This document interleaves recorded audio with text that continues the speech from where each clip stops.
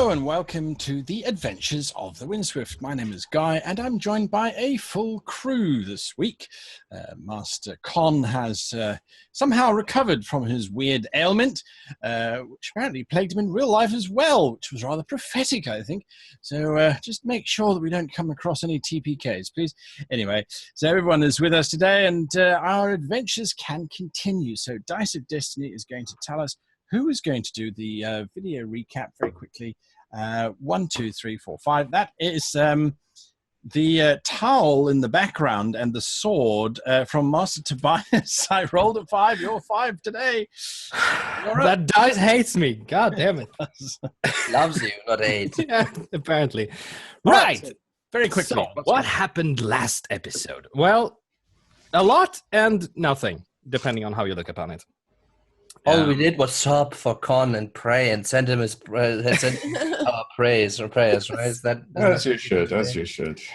But what happened? Well, Blaxton had his meeting with the lovely lady Judzidari and also got his hand on a very interesting book that is fascinating. We don't quite know what that book is all about yet, but it seems very, very important. Some kind of lost geomancy thing. Mm-hmm. Not Jorik's area of expertise. Adru'sai and Jorik had very fruitless discussion with the accused. He wasn't that interested in telling us anything, to my great frustration. We did, however, get some form of information from him in the form of a very scribbled and bloodied and snotty note where he drew a power rune embedded inside a piece of flint, I think. We still don't know what that means, but we got it. Saket successfully, but bumblingly seduced a gardener in order to receive some information on what actually happened inside of the estate that day when the senator was murdered. And Con was murdered. Not murdered. Sorry, he was ill. That's about. I read on the wrong line there. When did that happen? It's like, what? I missed that. No, he was not murdered. He was ill, but he probably felt like he was murdered. Right. You know, man cold and all that.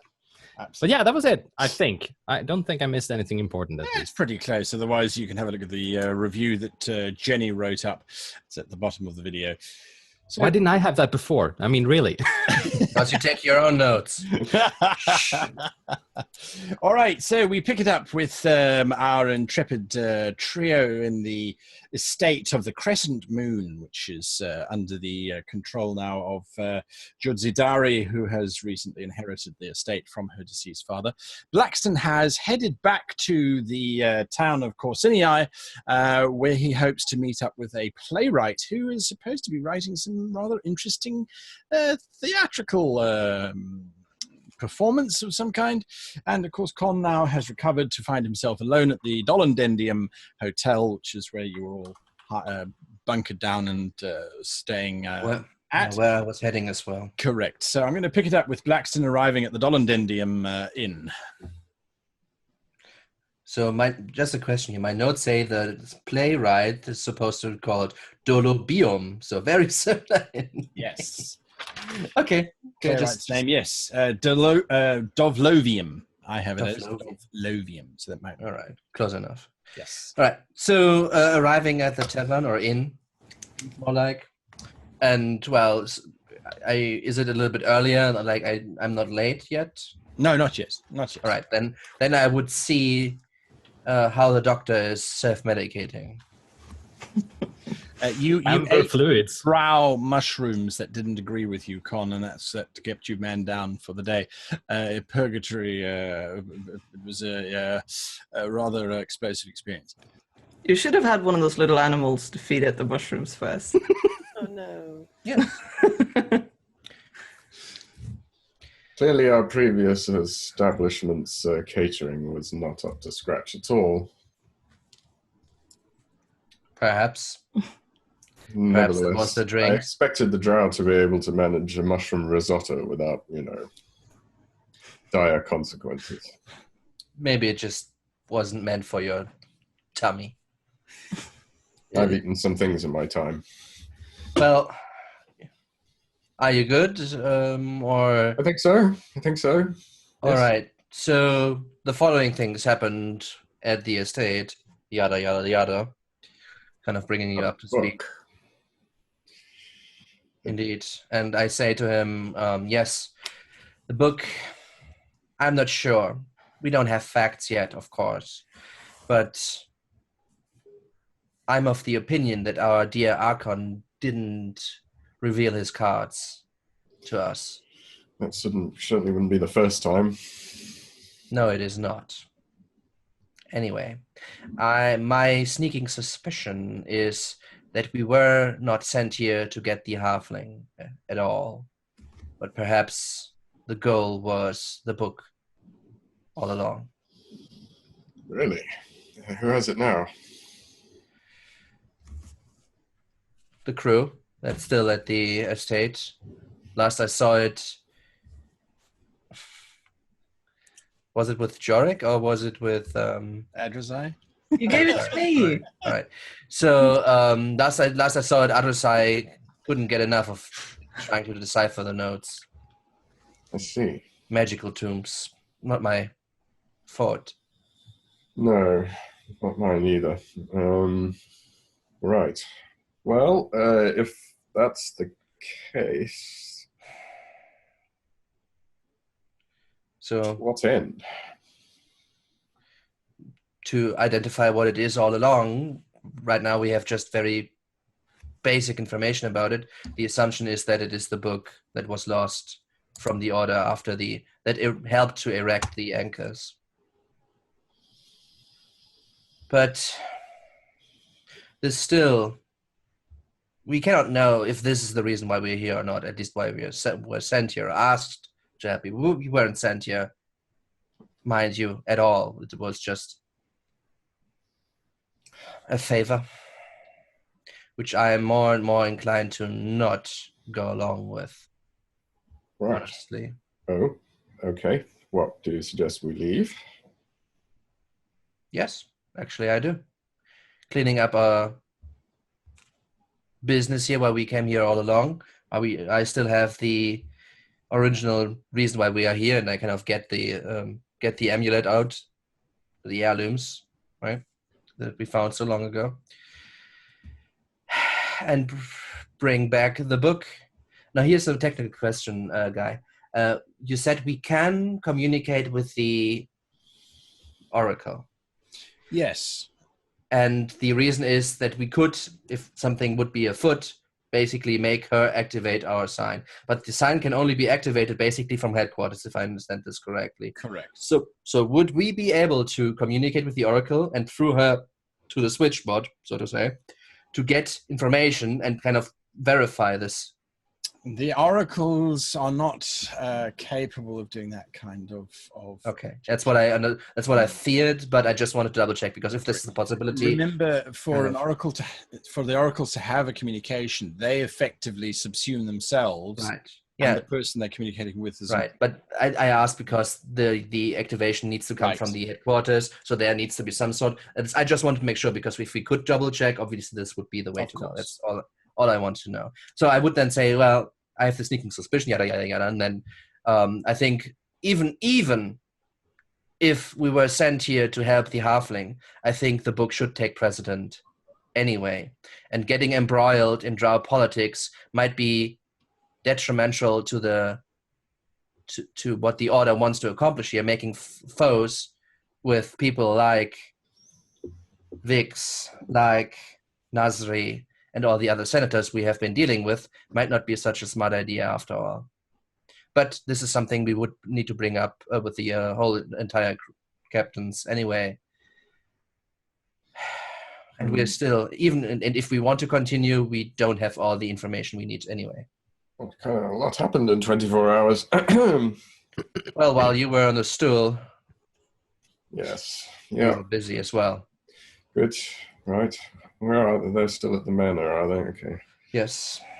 Let's all see. right. Back to the manor as we speak of it. The three of you, what are you doing? I'm still holed up in the room with the book. But Right. did Blaxton come visit me before he left then, so that I could tell him about the book? I mean, Because we're in the otherwise, same as far room, as right? as far as you know, it's just some magic book that you couldn't. That's it. That's what he has relayed. Mm. Yeah, but did you come see me before? Sorry. I mean, we were together, weren't we? At least that's how I remember. Well, you it. gave Yeah. me it in the stack of paperwork as Correct. this is a weird book she gave me, and then I Correct. went off to the room. Correct. So Blaxton hasn't spoken to you after that point, and I mean you're still trying to decipher page 1 because Yeah, this is very complex magical inscriptions and writing. yeah. Fair enough. That's where we are there. Correct. So Tobias, what are you doing? I'm still a bit stunned after that attack. By the lovely Eerie. Yes, and is the cook in the room? Yes, she's always in the kitchens. All right. So I look at the cook and ask, who was that woman? I'm surprised it took her so long to make her move on you. As a matter of fact, that's Eerie. She's the local. Trollop? I might not say. She works within the quarters as a cleaning maid. She's also the gardener's girlfriend. Well, I wouldn't describe such a long-term relationship to it, my darling. Then why was she trying to extract my insides? That's just her way of saying hello to people that she wants to sleep with, I suppose. I wouldn't say. The actions of the youth these days are beyond me. In my day, we used to take 4 years of courting before we were even allowed to hold hands, so it's beyond me what these youngsters do. But I certainly didn't see you. Maybe I should go have words with her. Oh, yeah. And I walk off after her. Typical men, she says. And she's over at you, Saket, and she's like, oh, and you're not much better either. Actually, Well, the lot of you, out of my kitchen, out of my kitchen. There'll be no sexing here. Thank you very much, all of you. Out of my kitchen. The lot of you, all the youth, all your surface thoughts, just out my kitchen. I've got a mushroom to sell. oh no. That went well. Okay. Has Blaxton left? Yes. I think we need to go and do something in his room first, and then we'll go find Eerie. All right. Sure. I go with Saket then. All right, where are you heading to? I just have some unfinished business that I just need to. Don't we have all the same room, basically? Not at the estates. The servants, remember, they stay in a different part of the... You're right. What do you have in mind, Saket? I need to rescue something, and then we can get on with what we need to do. It would be with me, though. She doesn't Rescue know that. what? The duchy or ducky or however it was called, right? I don't know that. The little cute thing. Oh, do you need my help for that? No, you could go just find Eerie. I guess I could go rescue the creature. And... Yes, I think you're capable of handling that on your own. Yes, I I'm sure hope. there's lots of things. Don't blow it up. And then I walk off. I'm trying to find Eerie. All right, you're going to go and try and find Eerie. You're going to go and find the Druki in Blaxton's private rooms. And Adru'sai, you're still trying to read this book. Now, you cast Comprehend Languages and Detect Magic so that you could understand this tome, this volume. And the moment that your spell for Comprehend Languages triggers, the words that you are reading, I need you to make a wisdom saving throw, please.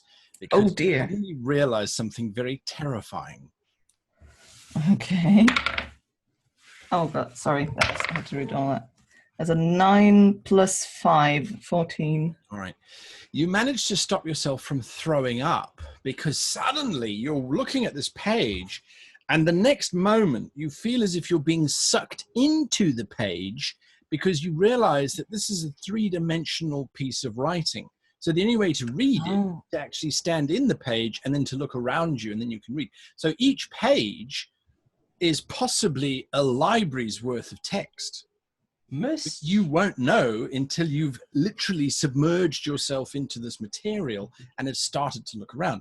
Now, you have heard rumors of this kind of writing in the past. Most of these kinds of books have been destroyed simply because of the amount of researchers that have been lost. It's possible for you to subsume yourself so deeply into the book that you don't know which way is out any longer.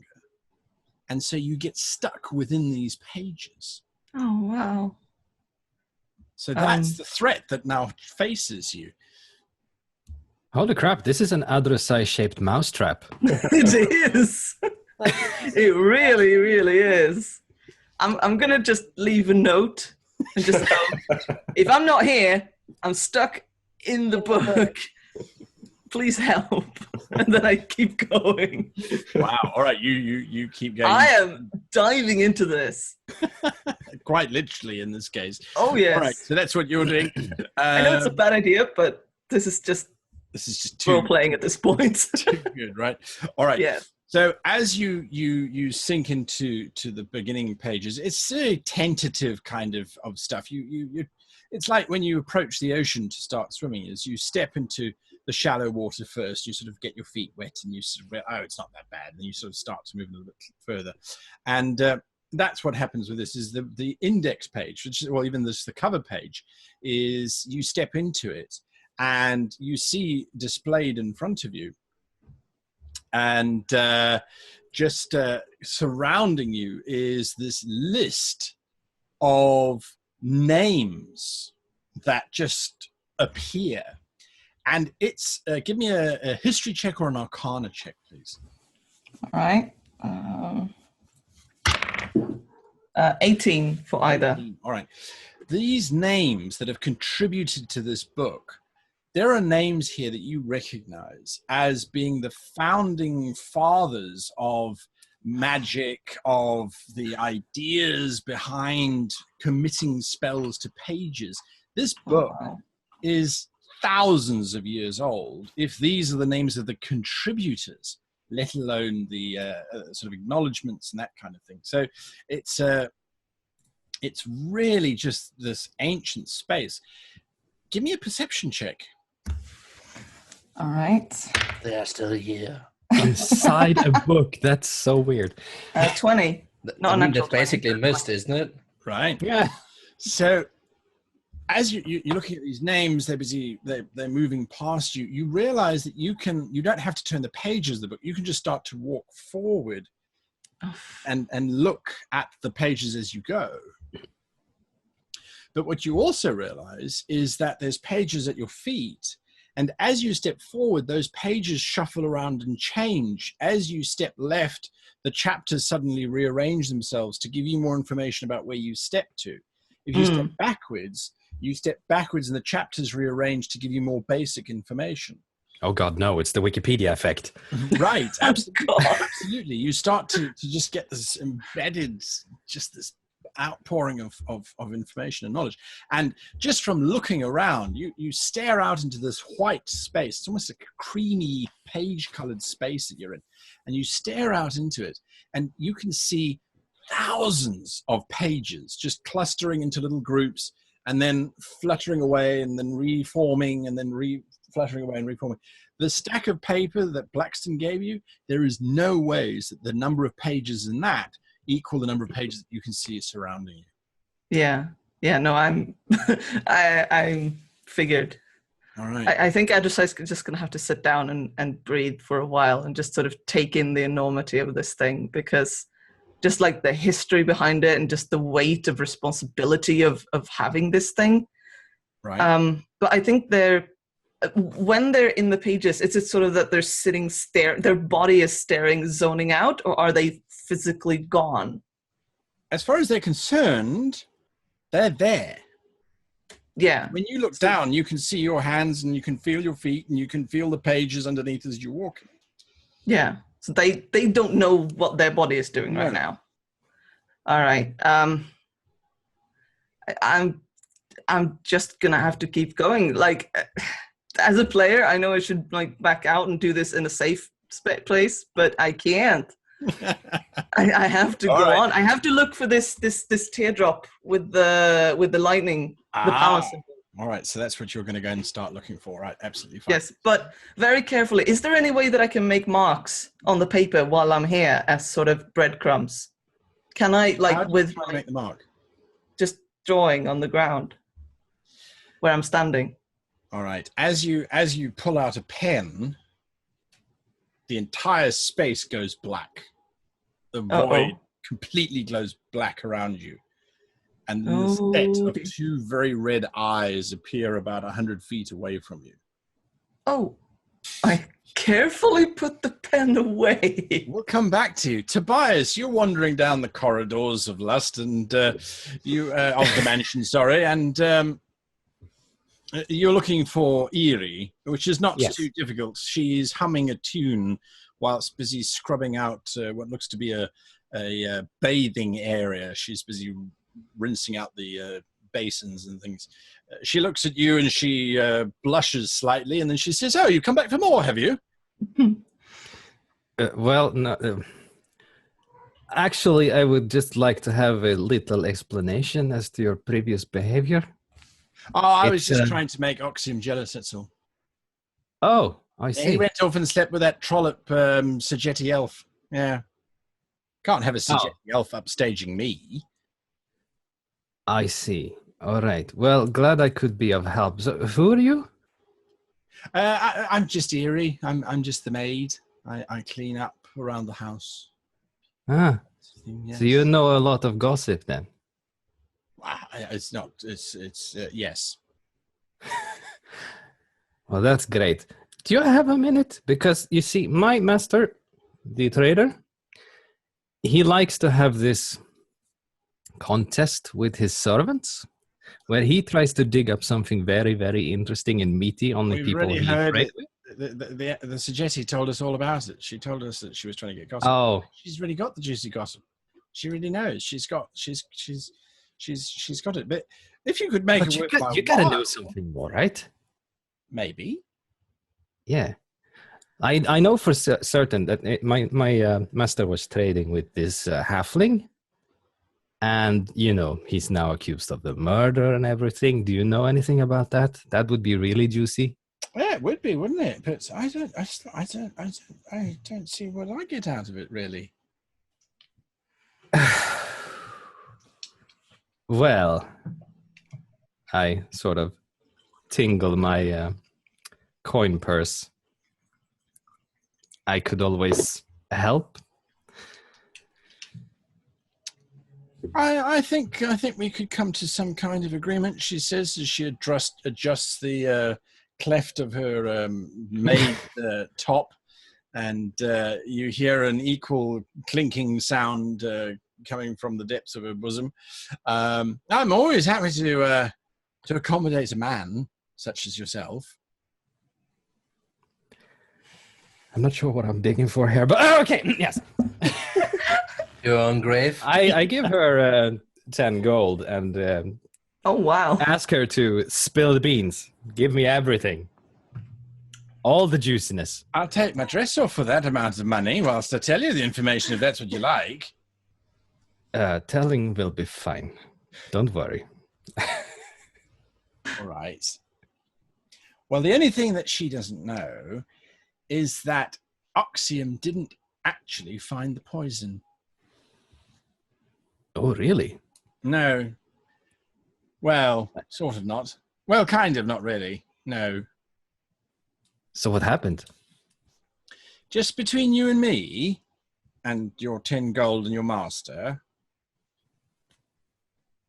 Oxium and I may have had a little dalliance in that little halfling's room at a certain time, or multiple times, repeatedly.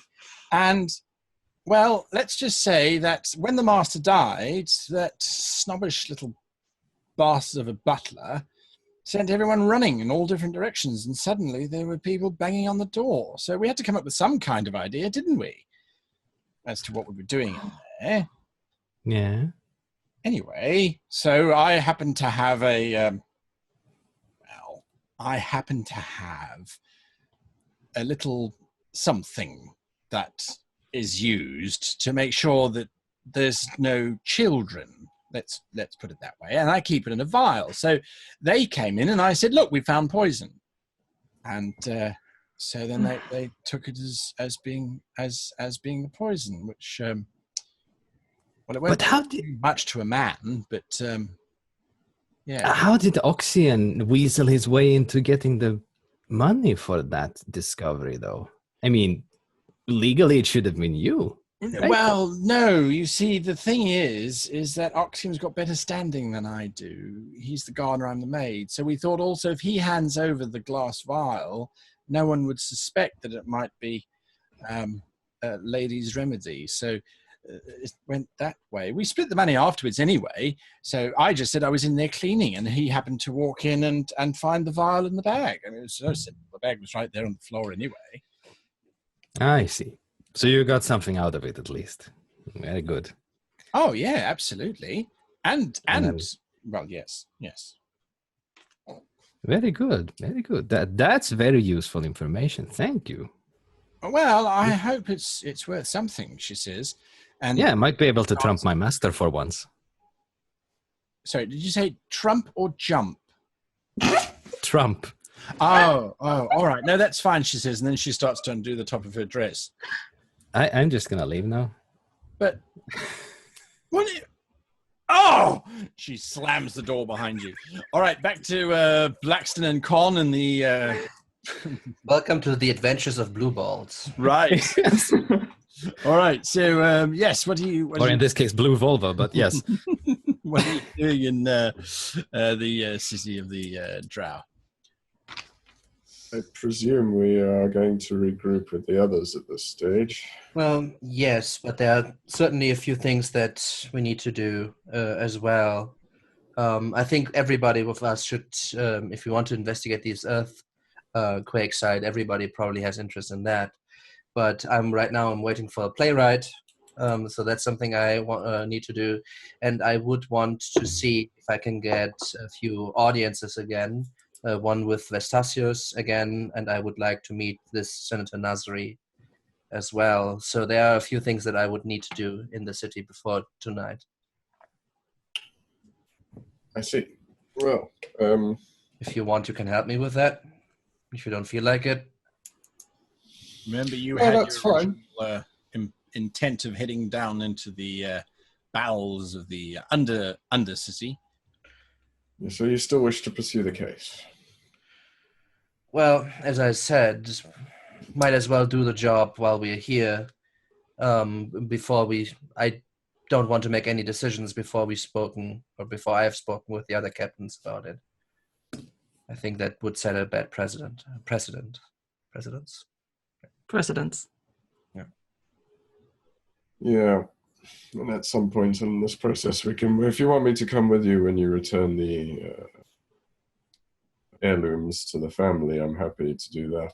Yes. And then I think it may still prove valuable to speak to some of our traders, associates in the underworld, such as they might be. Right. All right. Then what time is it? How much time do I have until the Dolovium is due? Dolovium is scheduled to arrive at any time now. It's sort of right. Getting on in the afternoon. So, Con, what are you doing? Are you staying with Blaxton, or are you heading off? Well, if Blaxton is, I assume you're not going immediately to do that. So I've got this evening to pursue my investigation. Mm-hmm. Yeah, I really want to meet with this playwright. I kind of set up the meeting. Right. In the least, it would be rude to not be there. Right, so that would be the least. Well, it does sound rather interesting, I have to admit. I might have to tag along for that meeting and then go see the people of the night. But you're more than welcome to. Let's do that. It's a very polite, rather novel idea you've had there, Jackson. Knock at the door, and it's a page boy. He's got a note that there is a Mr. Dolovium in the foyer of the hotel. Great. Send him up. Timing. All right. I thought you said it was a she when you first got into it. Was it?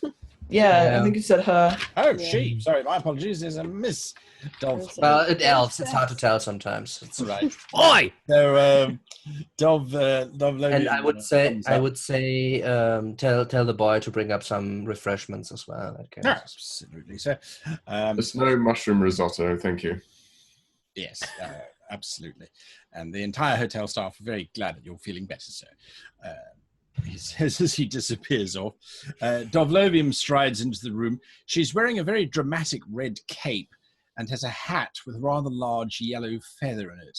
And she does this rather over-the-top sort of twirling bow as she steps into the room and then looks back. My patron, how are you?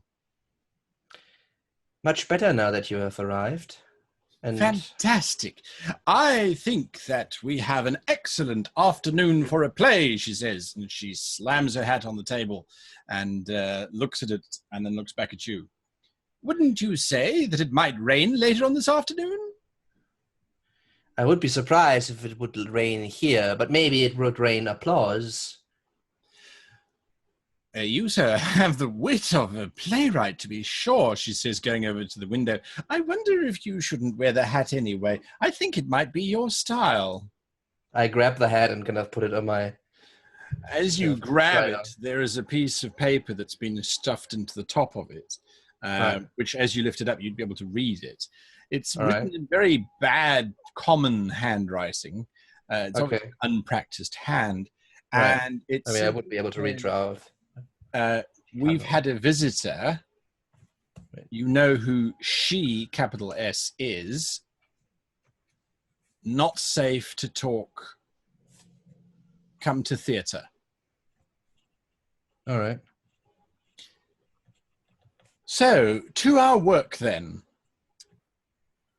On the growing of mushrooms, I think is going to be a hit with the farming community. All right. Tell me more about this glorious play, and I play along, basically. As you know, it's more of a physical performance piece where the actors play potatoes and carrots and mushrooms, and of course, it's more visual than anything else. I would suggest you join me at the theatre, where we might show you the physical enactments that are going to precede the carnival of the horseradish. Vegetables? Yes. Vegetables. There we go. You see, you are much better at this than I am. Yes. So to the theatre then? Of course. And please, could you wait for a minute outside the door? I need to speak with my... I kind of look at him, pause for a second. As was said by the great iconoclast in that play, Death of a Senator, be careful what you say, for the walls have ears, she says as she grabs her hat and sweeps out of the room. And I can turn to Con. Something wrong with her. Are you sure you've spent your money wisely? Not so much. But we're here now, and it can only benefit us, I hope.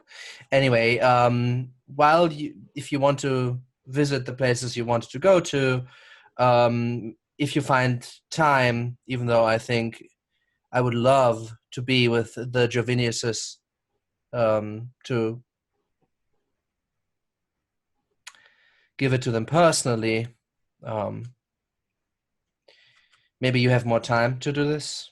I seem to be a little bit more time constrained than originally thought. Or is this something that would feel uncomfortable with? And it's fine as well. No, I am a doctor after all. If you like, I can do that. Sure. And if it doesn't work out, we can do it later anyway. But this maybe it would be easier for you than me now that I need to take a look at the stage itself. Okay, harvest plays, Blaxton? I'm going to take a leap and go with this, that you know what you're doing. I didn't understand any of that. I'm not sure that I did either, but... She seems very keen on you going to inspect whatever it is you've commissioned from these people. Yes. Let's go. Well, enjoy. I'll go and see if I can find this place. All right. Radish. So, Blaxton, you head off to the theatre. I would give him the heirlooms, though. Right, the sword and the ring. All right, so Connor, you're going to take those with you. Where are you heading, Connor? You going into the Undercity, or are you going to the Jovinius household? Well, am going to go to the Juveniuses because I'm not going to take the risk of carrying these things after all the journey they've come to take the risk of them being stolen from me in the underworld. Right. All right. Absolutely not a problem. Right. So back to Adru'sai with these red eyes looking at you. What are you doing? Does it react to me putting the pen away and sort of, or is it still there? The eyes seem to be, they're definitely watching you, but they seem to be calculating. They seem to be trying to understand what it is that you're doing here. I'm gonna just very carefully respectfully go on one knee and go, I'm a scholar. I'm here to learn. The eyes give you almost, they're bright red, so it's very difficult to sort of get a sense, but they give you this sideways glance as they recede back, and the darkness slowly melts back into this surrounding area, back into that sort of beige infinite space. And the pages, you realize now, the pages had all fluttered off, and they're slowly starting to come back and reform around you to display all the information that you have been sort of thinking about. So what are you specifically looking for?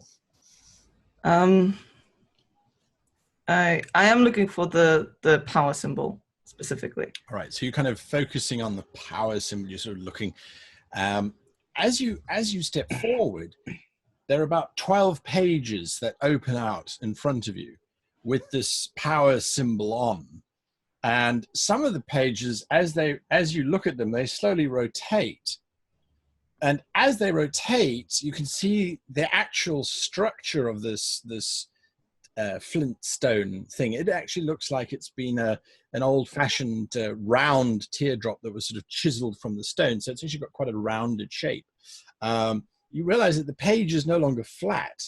You're now looking at multiple dimensions within this page. And you get a sense that you can almost reach out and touch that particular teardrop. Oh, I do. I do. All right, give me a dexterity saving throw, please. Oh, God. 13. 13. As you grab it, you clutch it, the page suddenly whooshes around you, and all of the pages that were around you before have now vanished and are now replaced with different pages. And you realize that you've now changed location to wherever this particular page was from. Yes, I was in the index before. Right. Now you're not sure exactly where you are from. Yes. What is interesting is that this particular page, the write-up that's now starting to give you this information, is that these stones, you realize, are a pair. There's two of them. And the material that they're made out of did not come from the prime material plane. So the actual stone is not something that comes from this plane. All right. And then there are about 40 or 50 pages which line up that talk about which planes the stones came from. Then there's 40 or 50 pages that pop up about the shape of the stone. Then there's pages that pop up behind you which talk about, it looks like some kind of dance, because there's foot positioning and there's sort of hand gestures and things that are there. I think that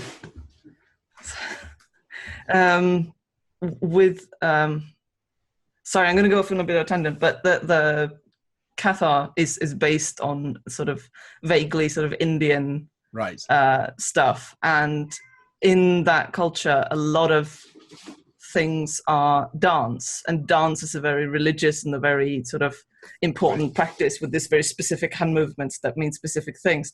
So I think that as Adru'sai comes from a culture where I think magic is strongly intertwined with this dance, that's the path that they would go down. Right. And as you're thinking about the Cathar and the dance, there are pages starting to pile up that now start talking about Cathar dance and the history of the Cathar and the different colors of the Cathar and the rank and caste system of the Cathar. They're almost piling up to your one side as you're trying to focus on the pages that talk about the dance. Yes. You are aware that you're starting to get mentally tired because it's almost as if these pages are demanding to be read, and you almost have to push them back and clutch the ones that talk about the dance and focus on those. So you can feel that there's a certain amount of strain that you're starting to take from having to focus here, because every time you think about something, pages start to appear, and you almost have to shut them out and go, no, just this, just this, just this, just this. Yeah. It's the book of ADHD. Yay! It's my home planet. Yes. Well, no, I think they're going to try at least to sort of dive shallowly into this, the dance path, and very focused and stop thinking about other things. Right. And just on purpose start trying to shut out any distractions and any other thoughts and just focus on these stones. Gotcha. And what they're trying to teach. All right. Saket, you slip into Blaxton's rooms and are rather dismayed by the fact that there's very little luggage here. Okay. All right, I will try again. It's definitely not in here. No. Not that you can see, unless he's stapled it somewhere. Okay. I have other things I need to go and do. Breaking into, maybe I shouldn't break into the lab. There's got to be a way into the lab. I wonder if there's spare keys in the kitchen. Yeah, that could be fun. Okay, I'm going to try and break into the kitchen. You do realize that we spoke with Judzidari and that she is supposed to make a tour through the I know that as a player, but I don't know that in character. I told you. You did? Yeah, no. You said very little when we actually met up. You just did. The book, basically. No, I specifically remember that I spoke about this specifically. I mean, maybe I'm imagining things, but that is one of the things that I could speak about even if we were listened to. Right. Well, it doesn't matter. What does Saket remember? Right. Nothing. Only the important things. Yeah. All right. So what is your plan? You're going to try and deciding what to do. So she decides to go and find the gardener again. This is not a good idea. Oh, that's going to end well. Oh boy. Especially after the last encounter with him, and that certainly didn't seem to leave a happy memory for him. All right, so she's not very good at gauging things anyway at the best of times, so the swearing really meant little to her anyhow. So off she goes. Right. Wondering if he can get her into the lab somehow.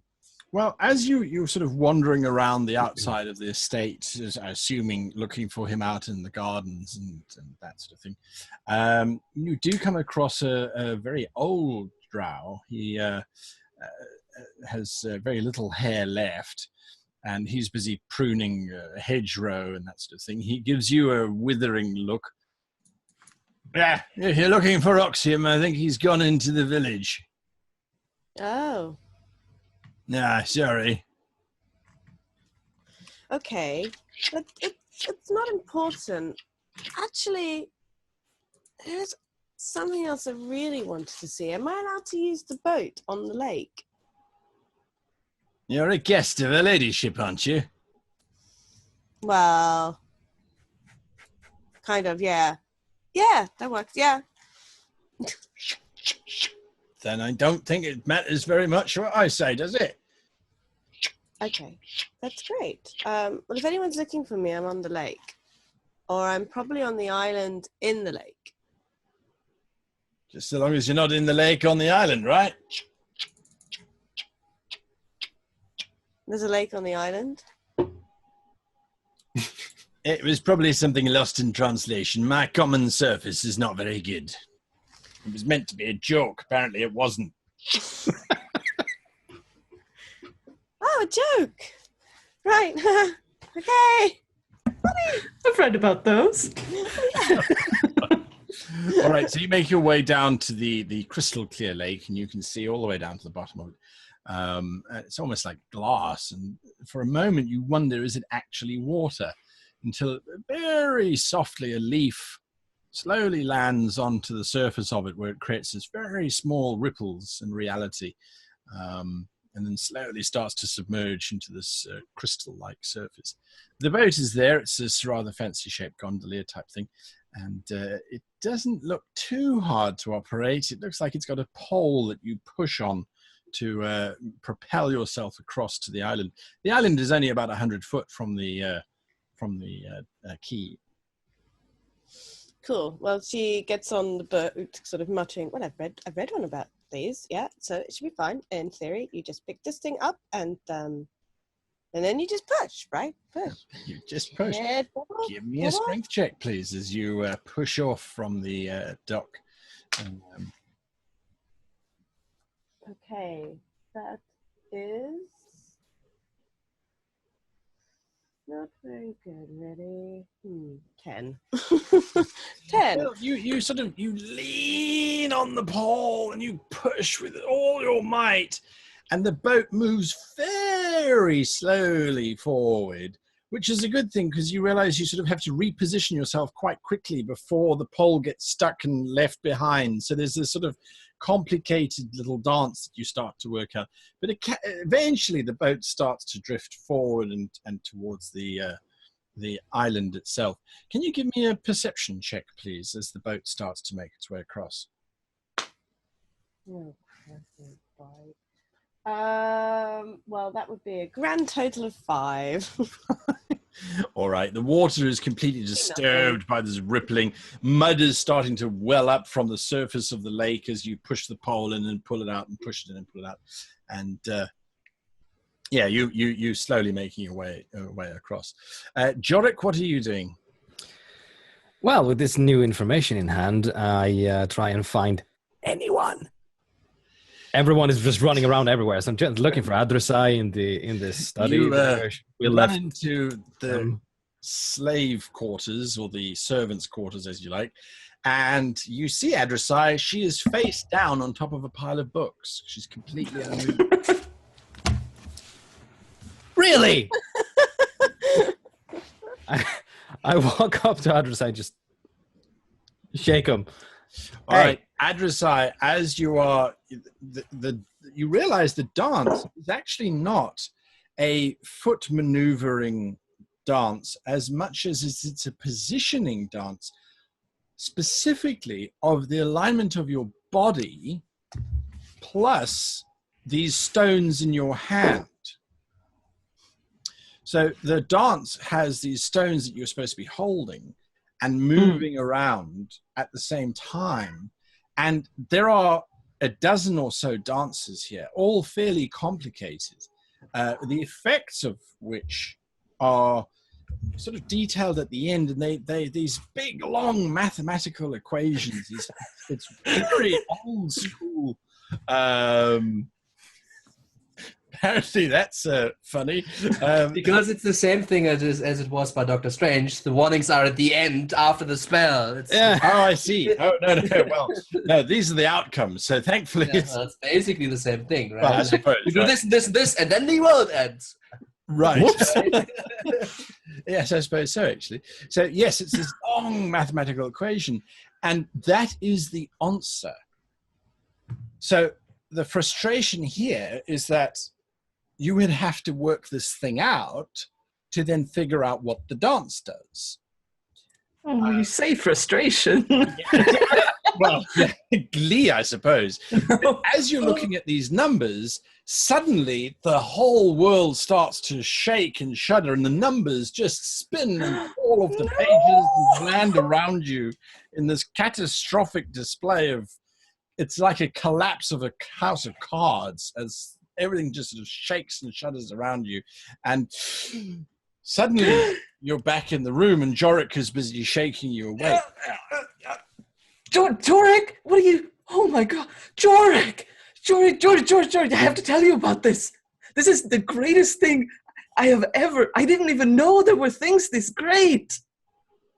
What are you talking about? Just sit down. Sit down. You're gonna need to sit down for this one. Trust me. All right? Are you sitting down? Why are you just sleeping? Sit. I was not sleeping. Sit down. All right, I sit down. All right. I was inside the book. Yes, I saw that. No, like in my. Okay. This book is older than any of the nations here. It is older than anything I have ever heard about. It's older than dragons. It is thousands and thousands of years old. This holds all the secrets of the universe, of any plane.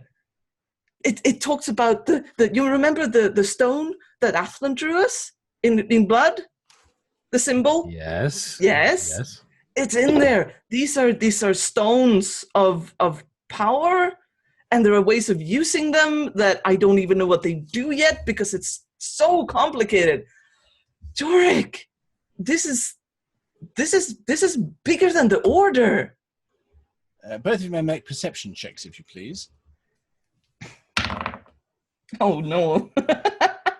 That's 6. Oh no, we already passed the oh no. Oh no, past 14. 14. You definitely hear the sound of running feet outside. It sounds like it's outside one of the walls in this room. Oh, shit. What? You didn't hear that? No? What? Hear what? We should leave now. Take the book. We're leaving. Okay. I gather up all the paperwork with the book in the middle. Right. And sort of put it in my satchel. And we head outside. We need to find Seket. Why? What's going on? Someone heard us speak about this book and got very excited. Oh, no. Yes, I talked a little too loudly, didn't I? Yes, you're very excited. Oh, I'm sorry. Well, if you were just where I was, you'd be very excited too. We can be very excited later. First, run. Yes. All right. Con, you arrive at a rather impressive-looking building. It is supposed to be the residence of the Jovinius family. And as you approach the door, a very smartly dressed-looking butler comes out. Can I help you, sir? Yes, my name is Captain O'Dana. I am from the Order Histari, and I have come to bearing the personal effects. You notice his eyes immediately flick to your hands, and then there's a bit of a relief as he looks back. Yes, you've come on behalf of the Order. Correct. We felt that the family, his family, may wish to have these back. And of course, we wish to impart to the family at least some sort of human or personal contact from the Order to let them know that Nerel's sacrifice was not in vain at all. I take it he's dead then, sir? I see. You were not aware. I'm just the butler, sir. You're, well, yes, of course, but butlers know everything that goes on under their roofs, surely. You mean to tell me no one has informed the family? Let me introduce you to Sigorium Jovinius. I believe he is now the new head of the household. Right. If you'll come with me, sir. Good thing we had this chat first, really, isn't it? Perhaps. You must understand, Neral did leave quite some time ago, so it won't come as too much of a shock to the family. It is comforting, however, to know that the Order is obviously going to be extending a hand of this kind. I was under the impression that individuals signed away their sort of national loyalty when they joined the order. It's pleasing to know. I have a cousin who's thinking of applying, as a matter of fact. He shows you into this rather large room and then says, if you wait here, so I'll just go and call Sigorium. The phrase national loyalty is bouncing around in Con's head at the moment. Right. I thought this was a family matter. He steps out of the room and the doors close and the doors open again and he steps in. Ah, you must be the captain I've heard so much about. I'm so pleased to meet you, he says, striding forward with his hands out. This is the proper greeting for the surface, isn't it? Yes. My name is Sigorium Juvinius. I believe you have information about my brother. Yes. Technical point here. The same person is... The same person, dressed in exactly the same stuff. Right, I didn't misunderstand that. Close the door and then open the door and walk back in again. Doctor's cogwheels spinning quickly. I adjust. Yes. Lord, how do I address you? I'm uncertain of the protocol here. Well, since my brother left, I suppose you could simply just as well, you could just call me Sigorium, actually. You've just brought me the most fantastic news. Well, I'm not sure if it's fantastic or not. I'm sorry to have to report to you, and also sorry that the Order has been negligent in its correspondence with the family. But your brother has unfortunately fallen in the line of duty. When you say unfortunately, do you mean insofar as that it was not in any shape or form whilst doing anything meaningful? Oh, no, he certainly did. He was quite valiantly performing his duty at the time. No, then it's not unfortunate. He fell valiantly. This is a good perspective, yes. And certainly the Order will recognize his service for all time to come as his name joins the roll call of the honored at the Academy. All the cadets will learn of him. Well, it's very comforting to hear. You said you had brought some effects. Yes, I present the items to him. We recovered these, and we felt that they were best that we return them to the family. He takes the sword, looks at the sword, tosses it aside, and then grabs the ring and turns to the side, and you hear him muttering an incantation. It's clearly a detect magic spell, which as he finishes, he looks up and he says, this is his ring. Yes, you have no idea how happy you have made me. I am, he closes his hand around the ring. On behalf of the Juvinius family, I am deeply indebted to your efforts to return this treasured heirloom to the family. And are you staying here in the city? I can have rooms made up for you if you prefer to stay in a more welcoming place. That's very kind of you, but we probably not here for much longer. We already have accommodation set up. But, I see. We wanted to make this visit whilst we were here. Yes, I understand. I'm very glad that the ring has brought you so much pleasure.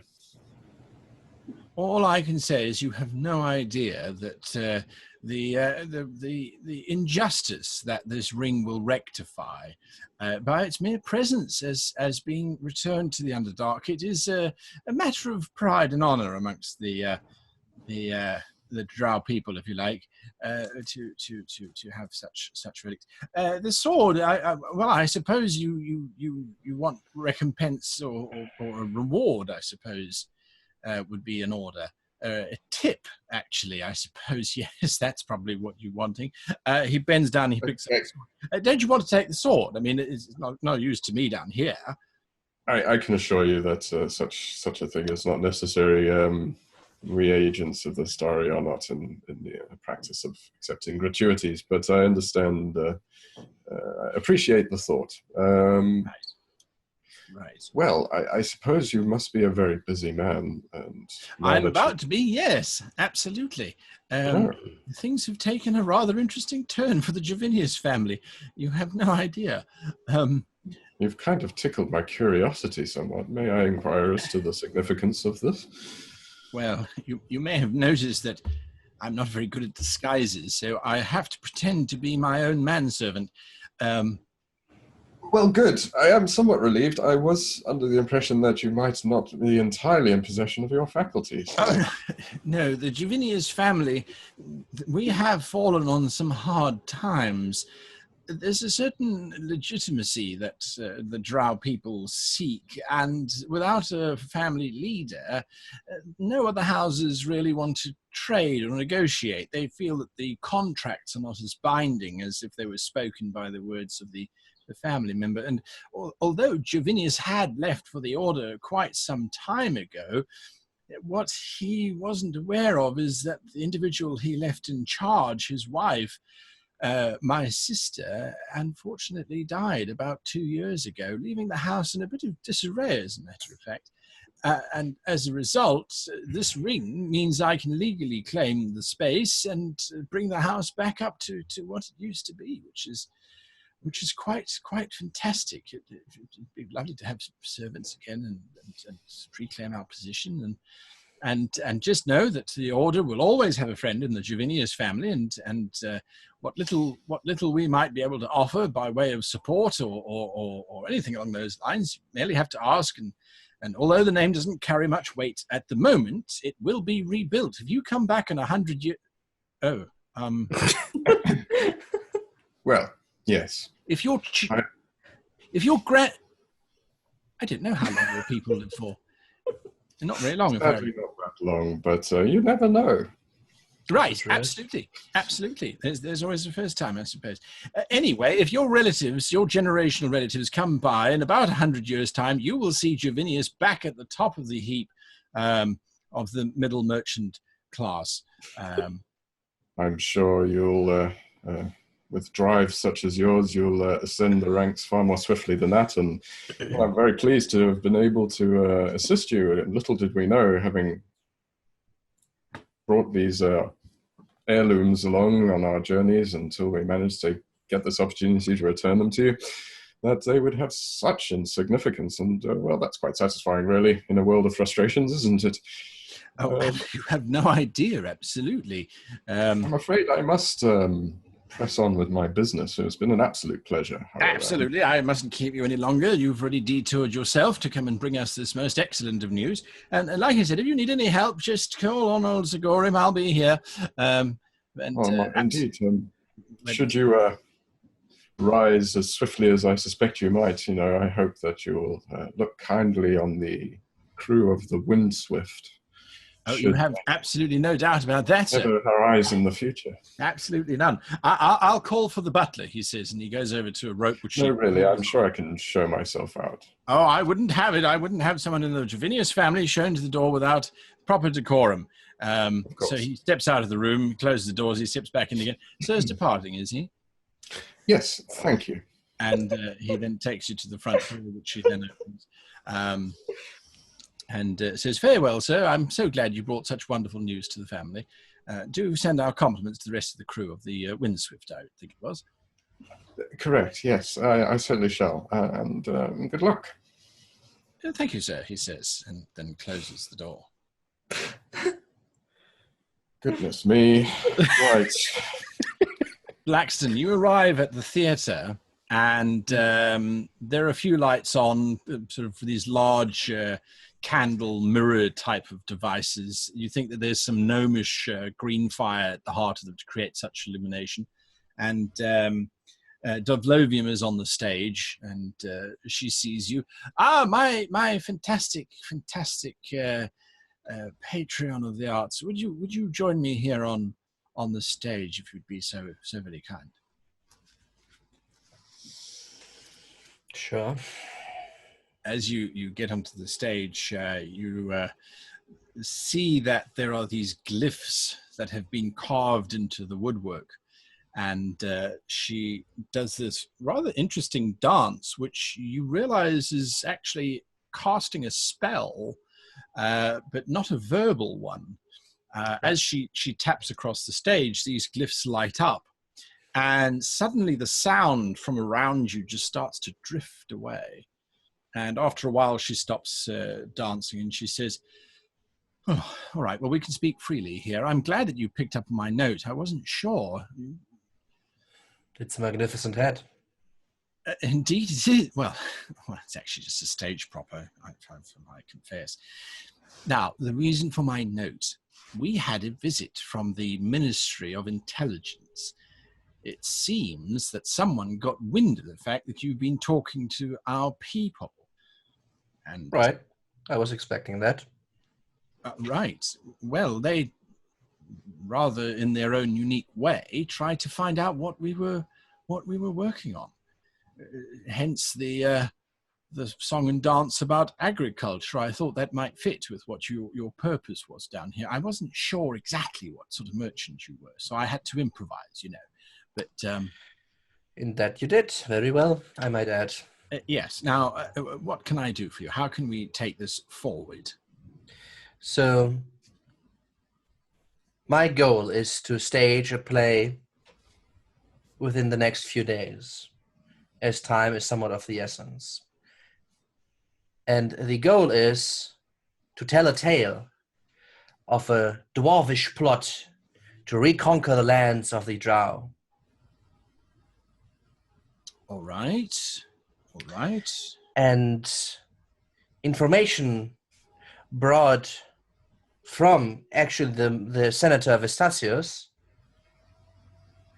together with some merchants from outside, helped to topple this plot from the dwarves and save the Drow. It's not a kingdom. What was it? Republic. The Drow Republic from the outside threat. But the spicy bit would be that perhaps I have information that a certain senator was in cahoots with the dwarves and actually gave them access in the first place. Now that is interesting. The only question I have is when it's revealed which senator had dealings with the dwarves, does the senator eviscerate themselves, or are they torn apart by our victorious Senator Vistasius? Vistasius will turn on Vyx. You want to go? Yes. How fixed are you on the names? I mean, we can change these around. Perhaps a more historical traitor's name for perhaps for the safety of your people and the patron involved, but there should be a certain indication at least of these names. I would like Vistasius as the hero. That certainly shouldn't be an issue. I think safe enough bet. Yes, I think that would pass. That would be okay. And I know that she has dealings with Vyx personally, so he could be implicated through these means without necessarily needing to name him personally. Yes, all right. I think we can work something. This sounds very much like a Donati kind of plot setup, which is very popular. It has been. I mean, they've been. Donati is one of the great playwrights of our people. But yes, all right. Do you want to stage this when? So, if I remember this correctly, the halfling is due to get killed in 5 days? 4 now. At this point? 4 now? All right. 4 days. So I would say 3 days. And I would ask her if there's anything I could help her with in terms of resources, in terms of...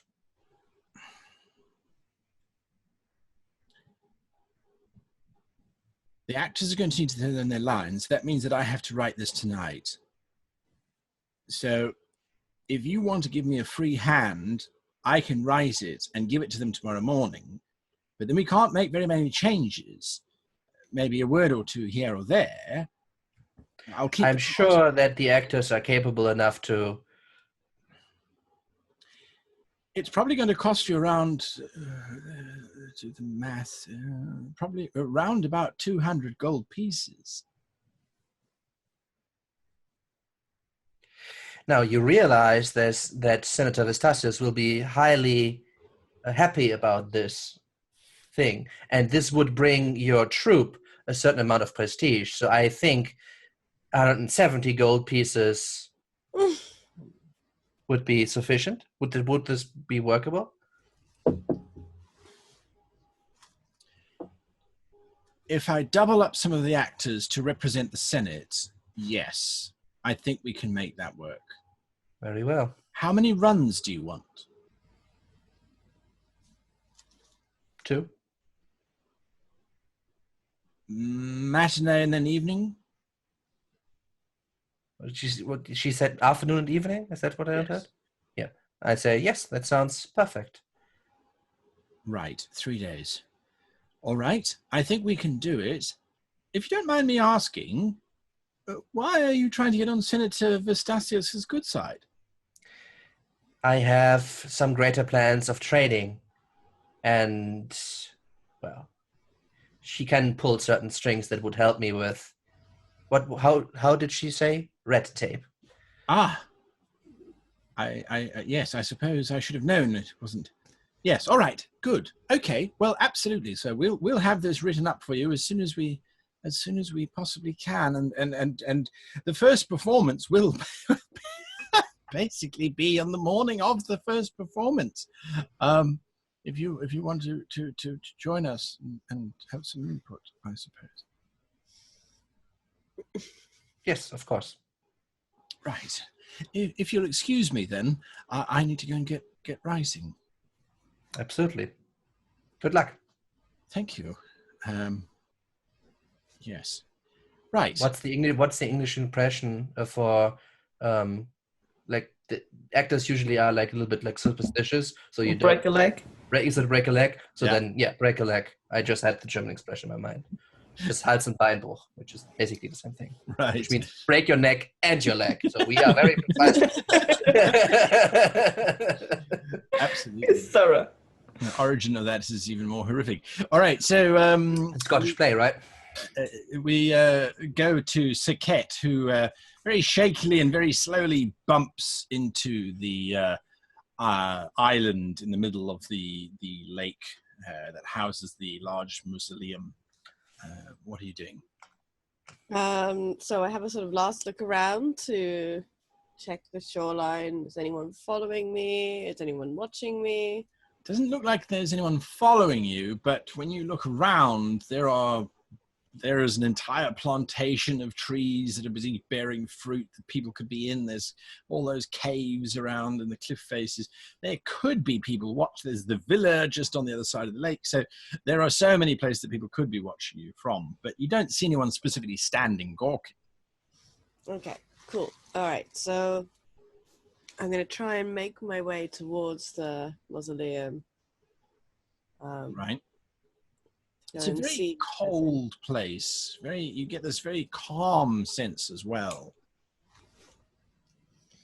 Can I get into the mausoleum? Is it sort of open? There are a large set of double doors that look as if they've been made. They're made out of some kind of metal. It's not a bronze. It's more of a bluish metal.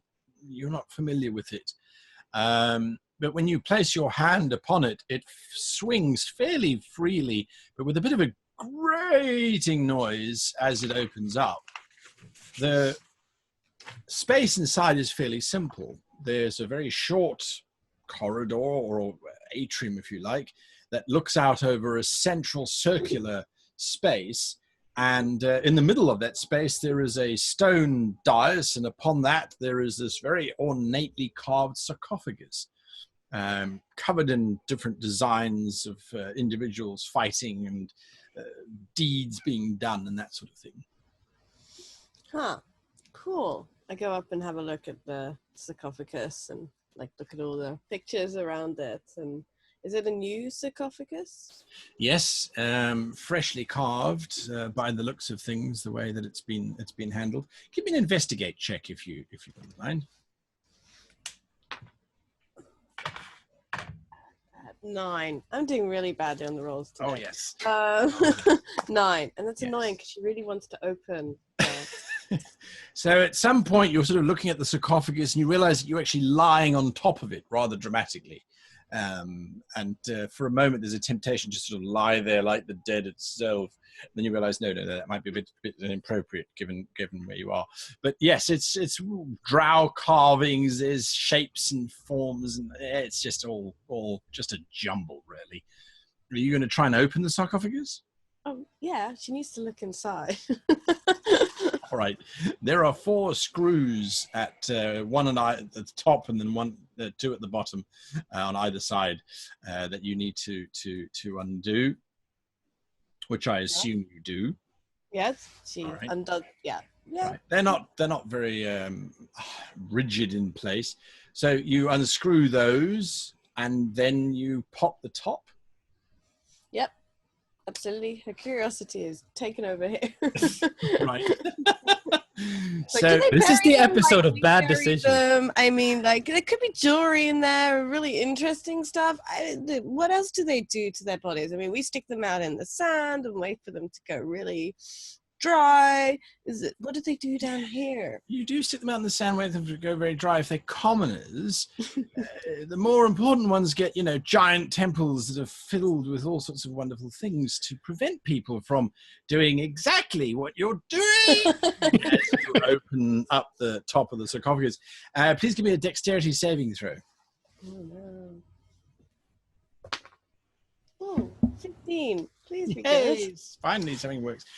There is this rush of air, and this thing blasts past you, almost knocking you off your feet, but you sort of roll to the side, and landing in the center of this circular space is whatever it was that jumped out of the sarcophagus. And it slowly starts to stand up, and you look at it, it looks like this gigantic, hairless cat-like creature. It has 6 legs, a long tail which ends in this rather bulbous spike, and these incredibly milky white eyes. There are no pupils, and it just looks at you and starts to sort of skitter around on these 6 legs, going fairly low down, and that tail is just rising up above you. Oh, I think it's time I leave. That was not a good move. Well, that experiment was fun, but yeah, I've got to run. Right. Have you ever seen a sarcophagus that was nailed down? Yeah, plenty. Plenty, yes. There was a reason for that. All right, what was your initiative? My initiative was, what was it? Jesus, that was a while ago. Should I roll it again? Yeah, roll a new initiative, yeah. Well, that went even better. 8. 8. All right. You are acting first. What are you doing? Running. You're going to try and run for the... I'm going to head for the boat as fast as I can and make my slow way across the lake. So as you start moving, this creature, it's a large creature, it starts to move sideways to catch up with you. But you're running past, you can give me an acrobatics check to try and roll out of the way, because this giant stinger is just coming down and will quite easily reach you. 7. I think I'm going to need medical attention. Oh no. I think you're... I wouldn't... Mortician. Well, if you die, you're already in a mausoleum, so that's something. So there is that. Right? I don't have to carry you very far. You can just crawl into the sarcophagus and stay there. Just close the lid on the way out, if you wouldn't mind. Yes, you try and roll to the side, but you get tangled up in your dress, and there's legs everywhere, and there's this big giant spiking tail which now barrels down towards you with incredible velocity. It hits an armor class of 17. Oh, well, that's, yeah, I mean, fuck. Um, All right, so oh god. All right, so you take 10 points of damage as this massive spear tip just impales itself into you, and then pulls out trailing bits of Saket.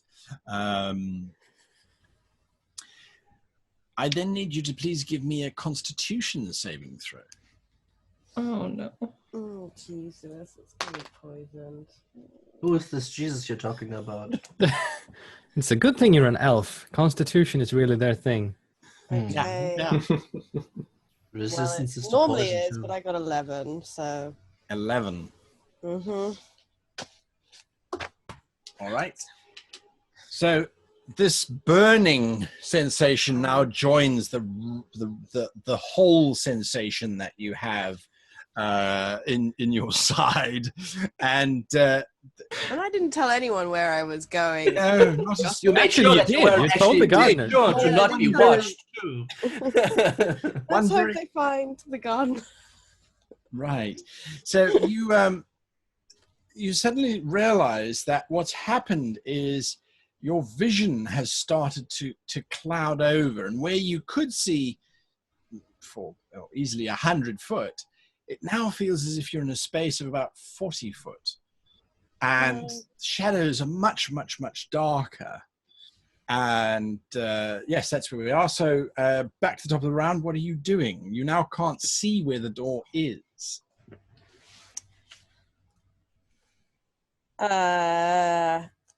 What can I see? You've basically got a vision of about 30 foot around you. So you're in this space. You can see where the sarcophagus is. You can sort of work out that that was the ramp that went back up into that little atrium. Otherwise, there's just this creature that's right on top of you. Oh, good. So he's less than 60 feet away. Oh, then. yes. Jolly good. Right. Can I touch him? Absolutely. Well, you can try.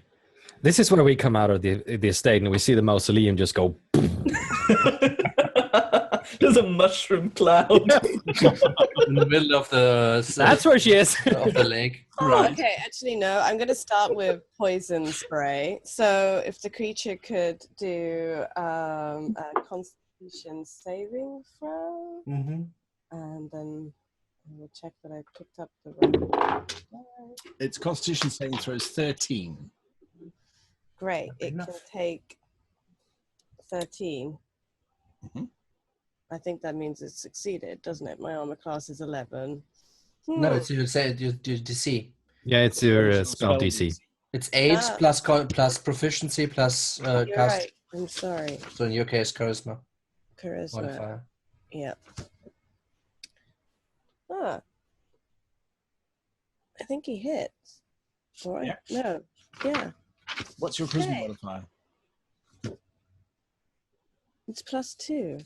So it's 10, and we have proficiency No. of plus. It's at the top of your spell sheet. 14. Yes, I know. It's 14. But There And we are. then it's failed. So make your Failed, damage. so your damage can go ahead. Give us your damage. 8. 8 damage. Whoa. Hisses at you, and it sort of skitters around slightly, and then it lunges back at you.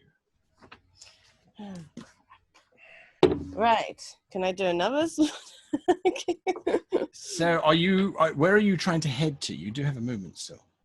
I don't think she's going to be thinking about movement. She's just going to think about killing right now. Okay, so you're standing your ground. Right, this thing tries to pounce on you. Would you please give me an athletics check?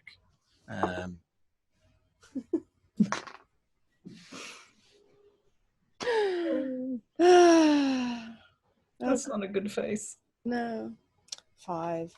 Oh, wow. Oh. I'm So dead. you're busy getting ready to unleash hell, and all that this thing does is it just scurries forward on its 6 legs very, very quickly, rears up on its back 2 legs, and its 4 front paws just slam down onto your shoulders and overpower you down onto the ground.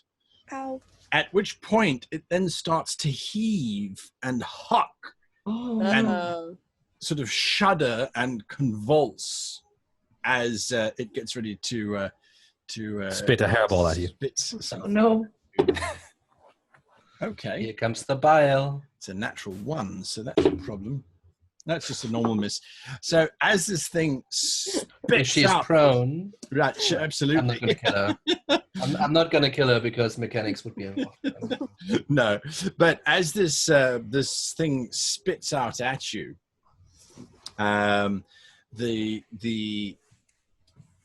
this white ball of it's like slime just lathers all over your upper chest area, and immediately it starts to harden.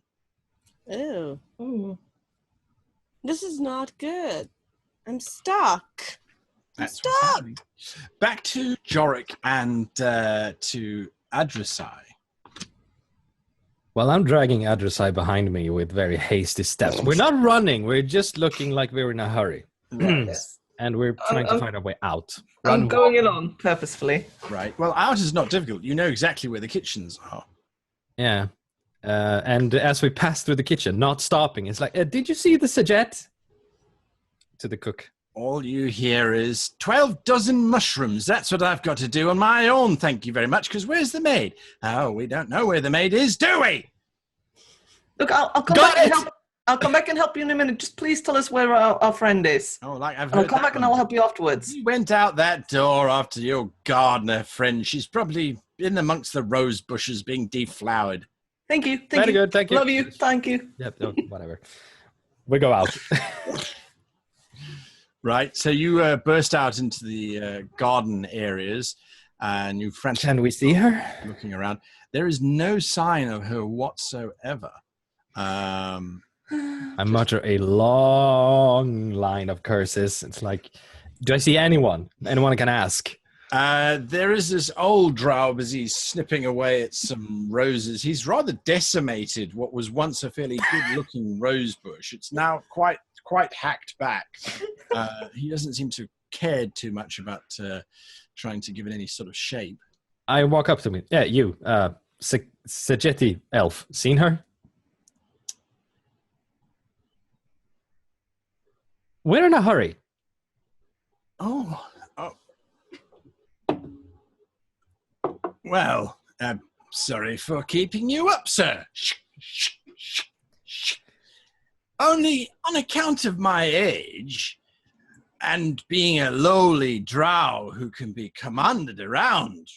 I fumble in my pocket and pull out a silver coin and just sort of hand it over. Please, we Yeah, really she need went to towards find the her now. necklace, and he grabs the coin. Thank you, thank you, thank you.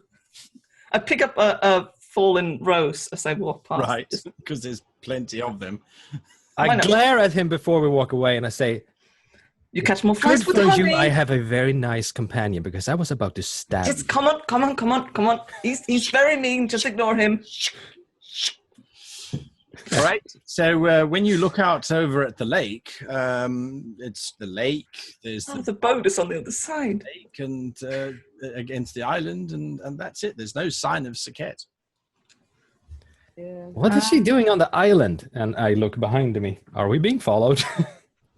Not that you can see necessarily. Give me a perception check anyway. Oh, that's not bad. That's not persuasion. Perception. 21.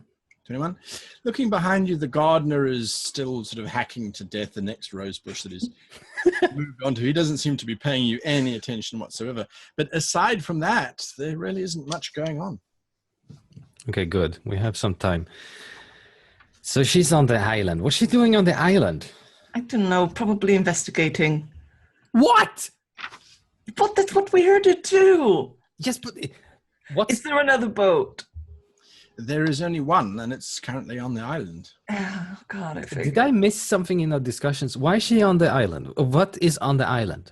But the mausoleum is on the island. Yes, but why would she go there? Because it's there. God, it's like you've never been outside before. We're not outside. We're in a cave. No, fine. It's like you've never been inside before. God, monkeys.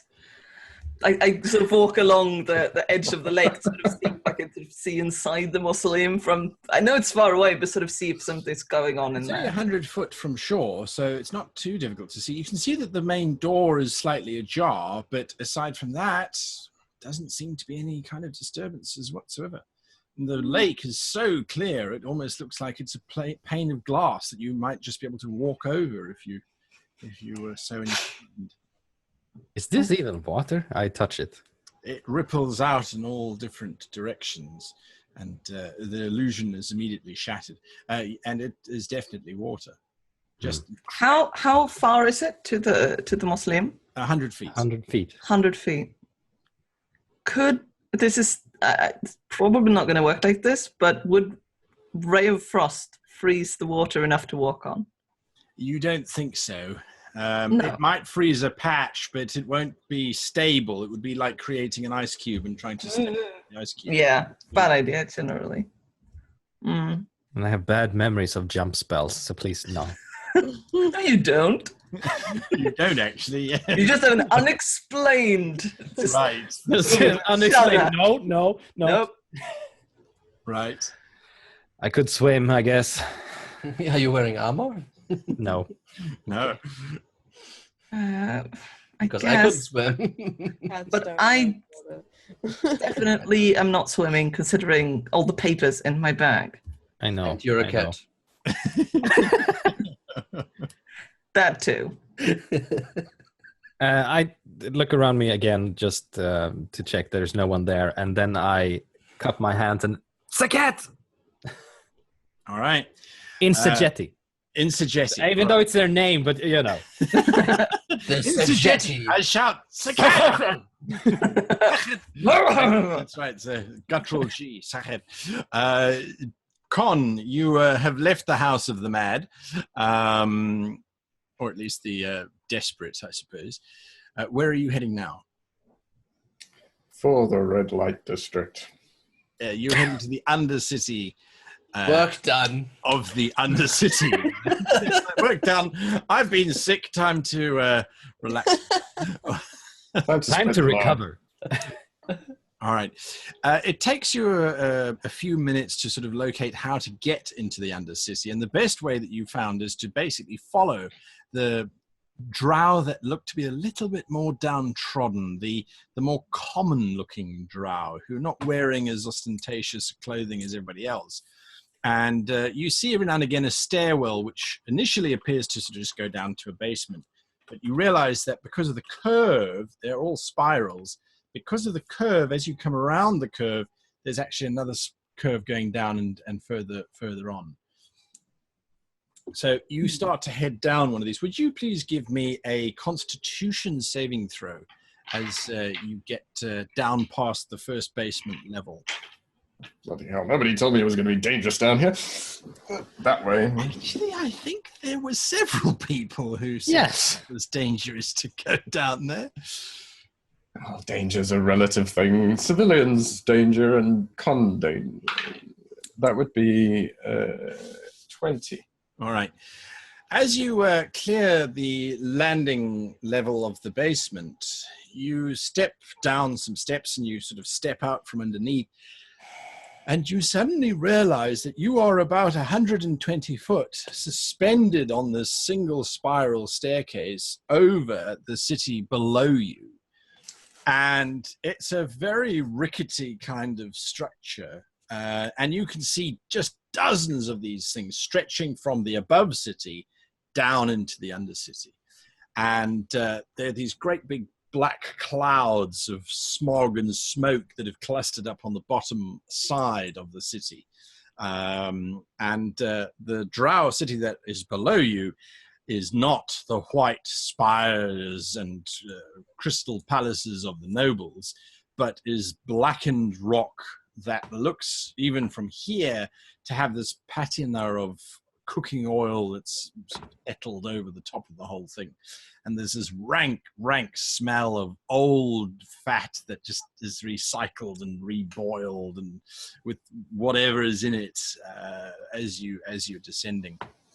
I think to myself that surely the Athlen could have made use of whatever entertainments are available to the upper class. What on earth was bringing him down here?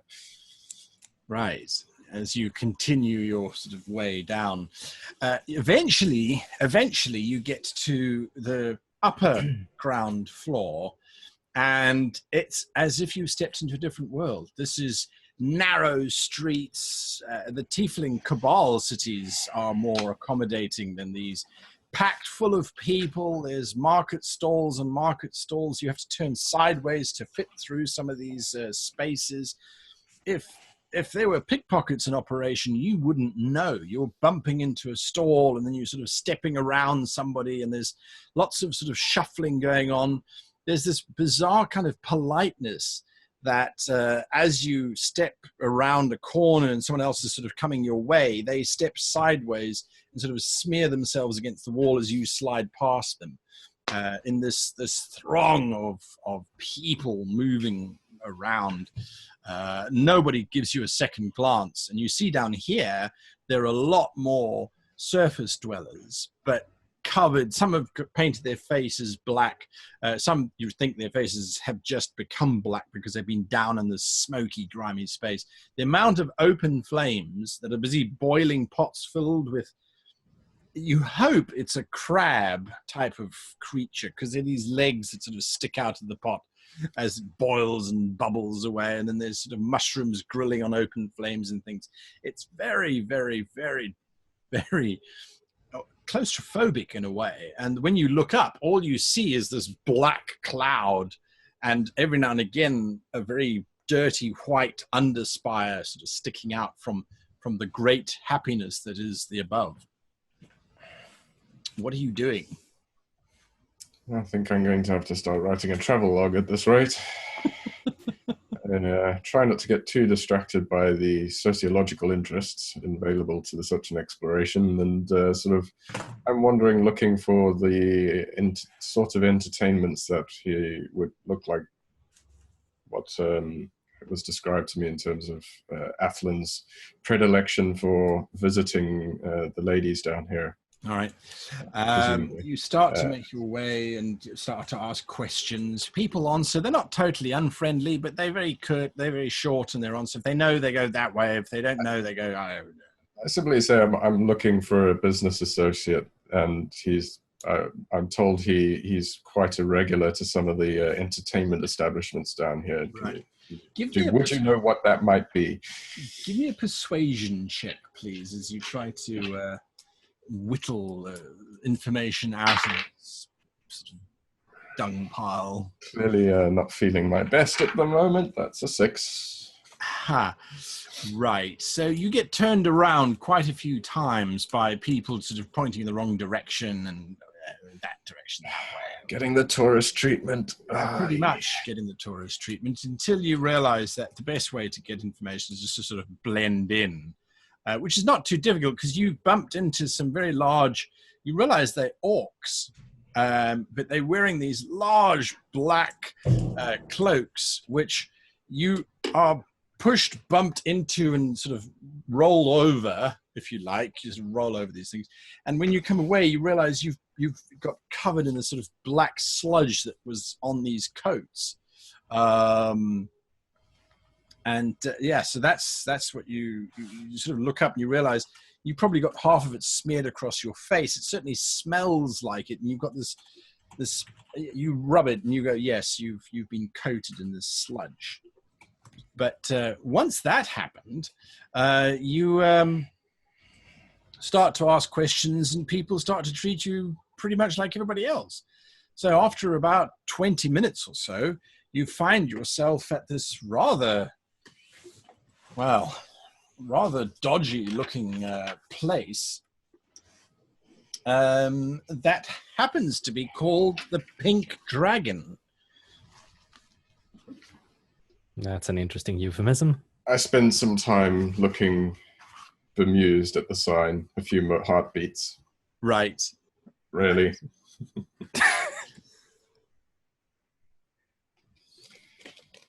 Yeah. Well, let's find out what the Pink Dragon has to offer.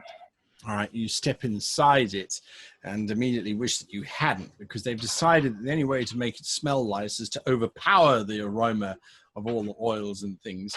And to do that, they've basically just bought the cheapest perfume they possibly can.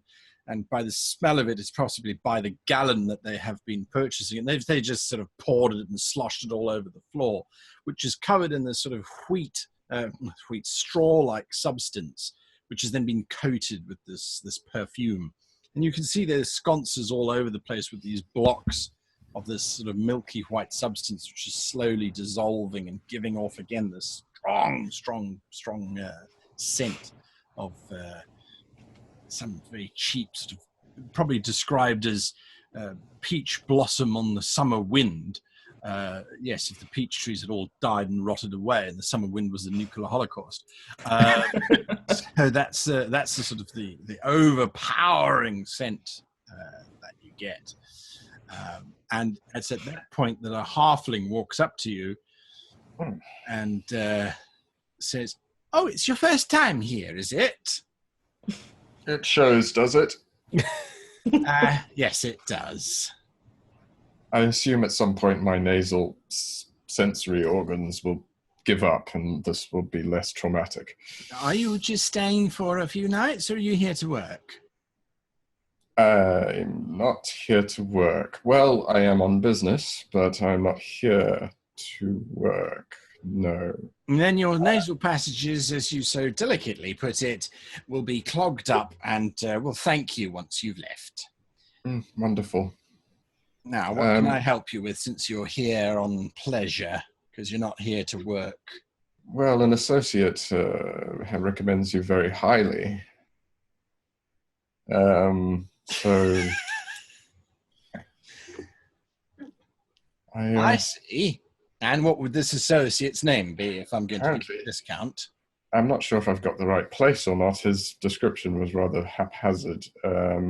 Halfling by the name of Athlen. Perhaps you know him? Athlen Vandendar? You suddenly feel this rather nasty pain just below your sternum, and you look down and she has the stiletto pointed straight at, prodding into your jacket. Well, that escalated quickly. Blaxton, what are you doing? I would be on my way to Senator Nazari, or at least his estate. Right. All right. It's not difficult. Your cab driver that you paid so handsomely is happy to take you along to the estate. Great. He informs you that you're obviously quite lucky because the Senate's not in session at the moment. So you might, if you play your cards right, get in an audience. That is my plan, indeed. All right. So the estate of Nasri is as grandiose as one might expect for a senator who serves the Republic so faithfully and dedicated. It's a little bit out of town. It becomes a town on its own, just with the number of towers and spires that spread around in all different directions. And you come to a stop and you're shown up a flight of stairs. The individual who greets you is obviously some kind of butler or estate manager. He doesn't seem too surprised to see you. And as a matter of fact, he sort of ushers you into a rather large waiting room or drawing room of some kind. Does the usual pleasantries that you might expect. And says that the senator will be with you presently. He just has to wrap up some other business. Perfect. Looking forward to meeting him. Half an hour later, the room that you're in is filled with Drow relics and artifacts of quite some value by the looks of things, but nothing specific sort of pops out as. I would make it a point to look interested in these things, even though I possibly am not necessarily interested in Drow culture. Right, absolutely.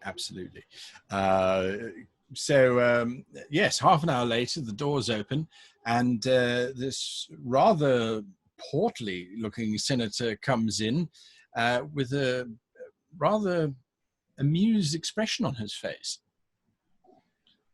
I was wondering when you might arrive. I wasn't sure if you were going to come and see me. I've heard some very interesting things about what you've been up to. Something about trying to prove the innocence of that halfling murderer. Very, very amusing, and all that sort of thing. So, how can I assist you in this very novel approach to dealing with this crime? Well, I will admit right out of the gate that I personally am not all too interested in the halfling itself, rather what he represents. I understand. Distance yourself from it. Absolutely. Yes, carry on. Yeah. Yes. What I, however, am very interested in is Senator Vyx. Well, and I want to kind of take a look at him, how he kind of gauges that. If he give me an insight check if you can. If I can. See if I can give you a check. 14. There is a flush of, it almost looks like delight that washes over his jowls and causes one of his chins to wobble slightly with expectation. And so I'm rather more interested in Senator Vyx, and I've heard you had dealings with him in the past, so I might, that's the reason why I'm here. Well, obviously my affiliation with the senator is purely that of two senators, but what I fail to understand is what does that have to do with the murder? Obviously, Vyx is the one who's accused him of it, but Right. It's a standard process. It could have been any senator who did it. Absolutely, but you are aware that the person who was murdered just finished their studies or their investigation on the recently catastrophic event. Yeah, absolutely. And that might be a little bit interesting, that this happened in such short succession to each other. He barely just got this foot in his home, and then he just topples over dead. The implications that you're making are very dangerous. If Vyx were to hear them, you would undoubtedly put a stop to your visit down here. I, of course, am quite delighted to hear that that is the course of action that you've decided to pursue. So I know that you also have certain interests in these areas that he now seeks to help the people that came to misfortune. Yeah, you could put it like that, I suppose. He turns and almost like a cloud drifts towards this large cabinet that's, when he opens it up, you can see there's all sorts of drinks and things in it. He holds out a hand that's this rather large glass decanter goblet in it and offers you a glass. I believe it's called Brennine whiskey. I have it imported at some expense from the surface. I think you might find it quite palatable. Thank you very much. And I take it. Pour some out for you. And I say, now, being somewhat familiar with your culture and the social standings and ladders that are supposed to be climbed if you venture in these kinds of circles, or at least try to at least speak with people like you, I have arranged for a rather delightful play to take place in 3 days, which I hope will sway the public opinion.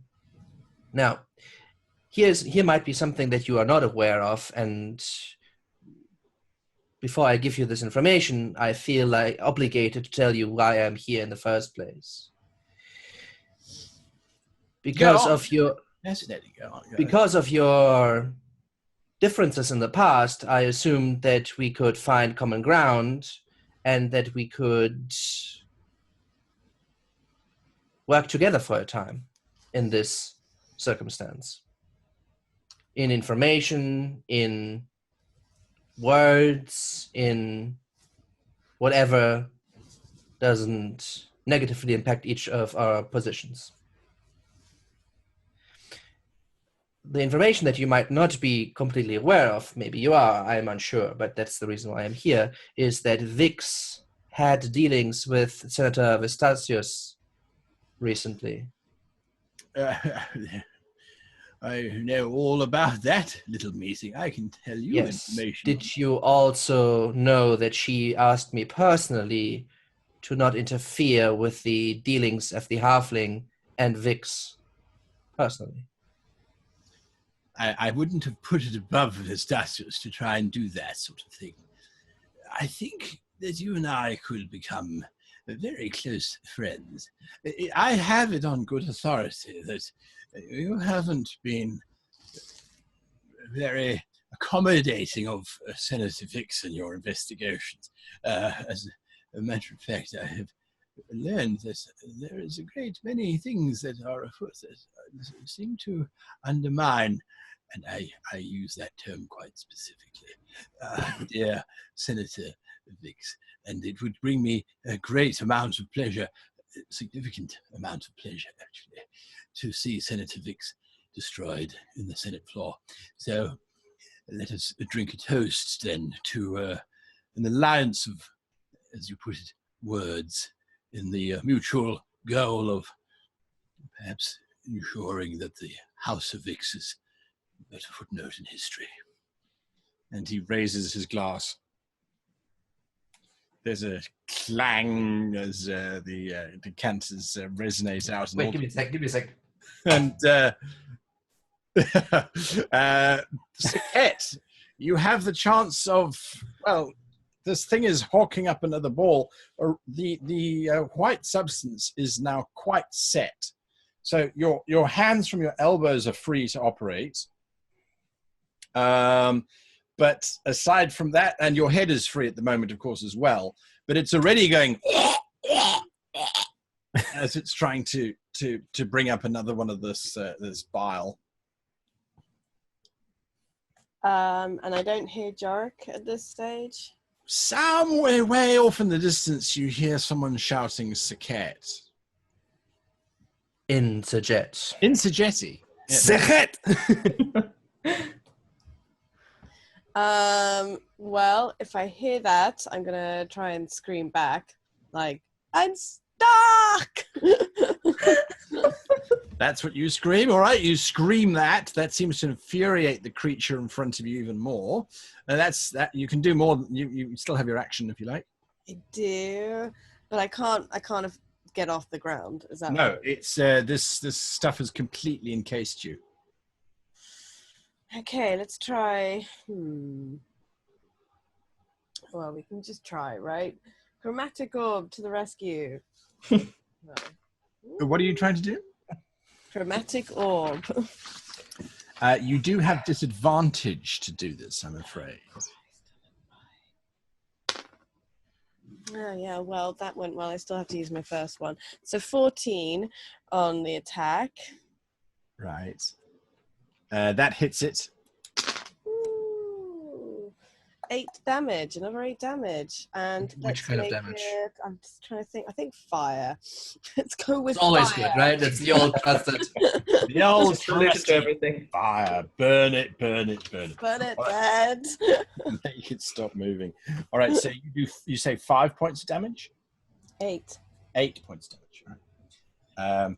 For a moment, it recoils as the flames sort of wash around its face and its ears and that sort of thing. And you think that perhaps it's not going to disgorge its bile, and then it does anyway. Yeah. Yeah. Is there at least a plume of smoke coming off the creature now? So, yes, this thing sort of coils back and then just unleashes the slime, which slams against your head and locks everything in place. The world just disappears as your eyes are completely clamped shut. And there's that terrifying moment where you suddenly realize you can't breathe. Because this thing's completely covering your your face. Jorik and Adru'sai, would you please give me a perception check? Ooh, natural 20. All right. Yeah, let's go with that. You're still sort of looking at the water. Adru'sai, you hear this shout, "I'm stuck," which echoes across the lake. That you hear very, very clearly. Both of you hear that.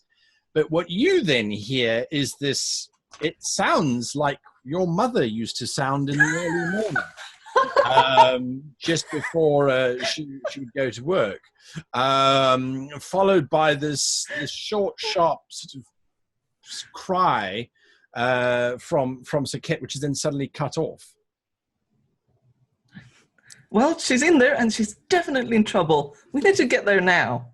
Oh, It's the sound of forgiveness. Screams and then silence. by Tandas's impotent member, I shove my backpack on the other side, and then I just jump into the water with my spear and bow and just go, paddle. Sort of doggy paddles out over the The grunt. Is Yeah, there any kind spear of... in mouth or something, and just go, Is there some kind of boathouse or anything? Because I figure there's more than one boat, like, on the estate. Right. So looking around, there is an old shack made out of sort of shale that's been stacked up on itself. You realize that it's been positioned so that it's sort of hidden by the mausoleum from the main estate house, so that they don't look out over basically the servants' thing. There might be a boat in there if you want to go and check that out. Yeah, I think I'm going to rush over there, because I cannot get these books wet. Don't you dare lose that! You hear thrashing about from the water. Your natural 20, though, as you're starting to run along the shore side, you see Jorik busy splashing his way out towards the island, and he's not doing too badly. I mean, he's not going to break any records. You do see trailing after him these white stripes, which seem to be very... Oh, no. No. I mean, you just managed to find another person, then you split up again. Like, yeah. So that's what you're seeing trailing after him. There's 3 of them, very casually making their way after him. Jorik, there's something in the water. Please Yes, I'm in the water! There's something after you. Dumb. Speed it up, man. Oh, the fuck, this shit, fuck. That's my reaction. All right. Dropping dice. That's what's happening there. And we will join you all again next week when we return to find out just what happens with this wonderful So much cliffhanger. Get themselves split in 5 different directions. Feels like 6, actually.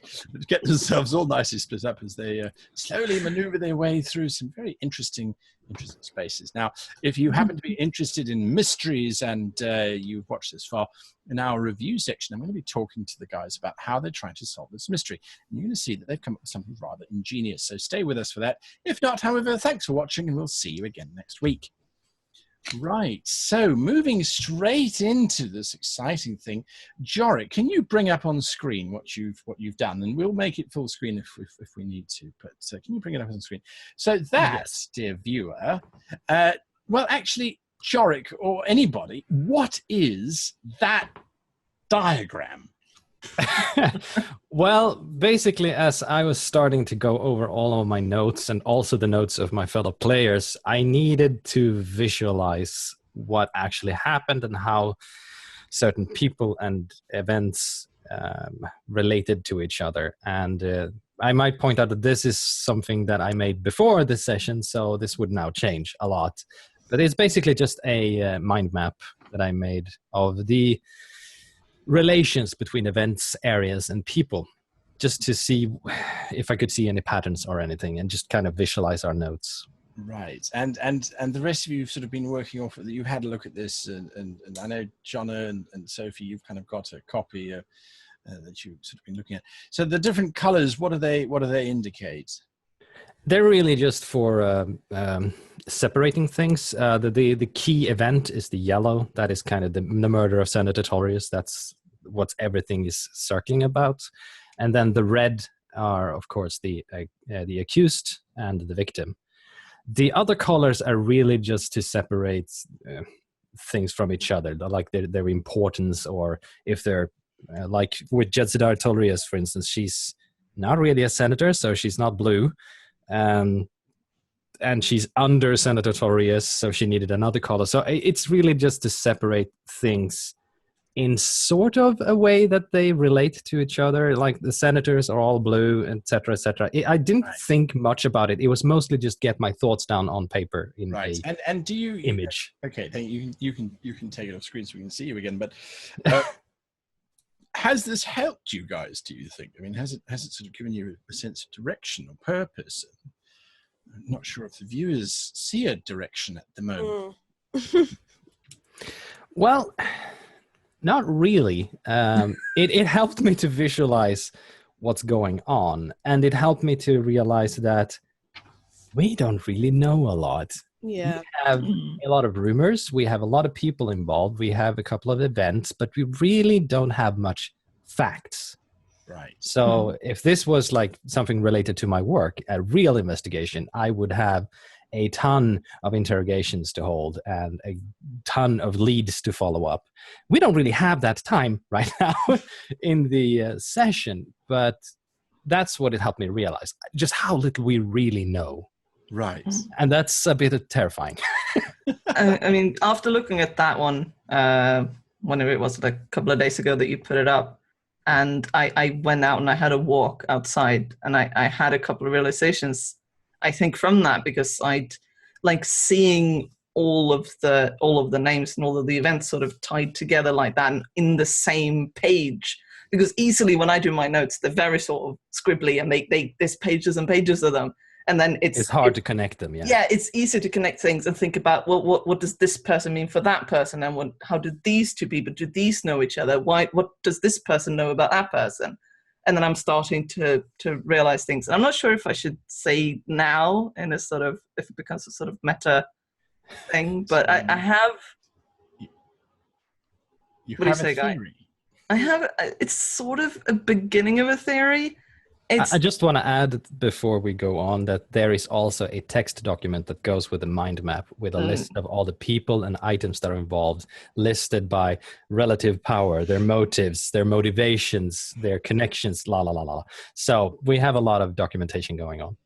Go ahead. Right, yeah. There's a lot of sharing going on. Right. Well, the thing that struck me was that since Judzidari had this book and gave it to Blaxton under the pretense of, I borrowed this from a friend, and then name dropped someone in the order, Judzidari must have connections with the order, and Judzidari must have known who Athlen was.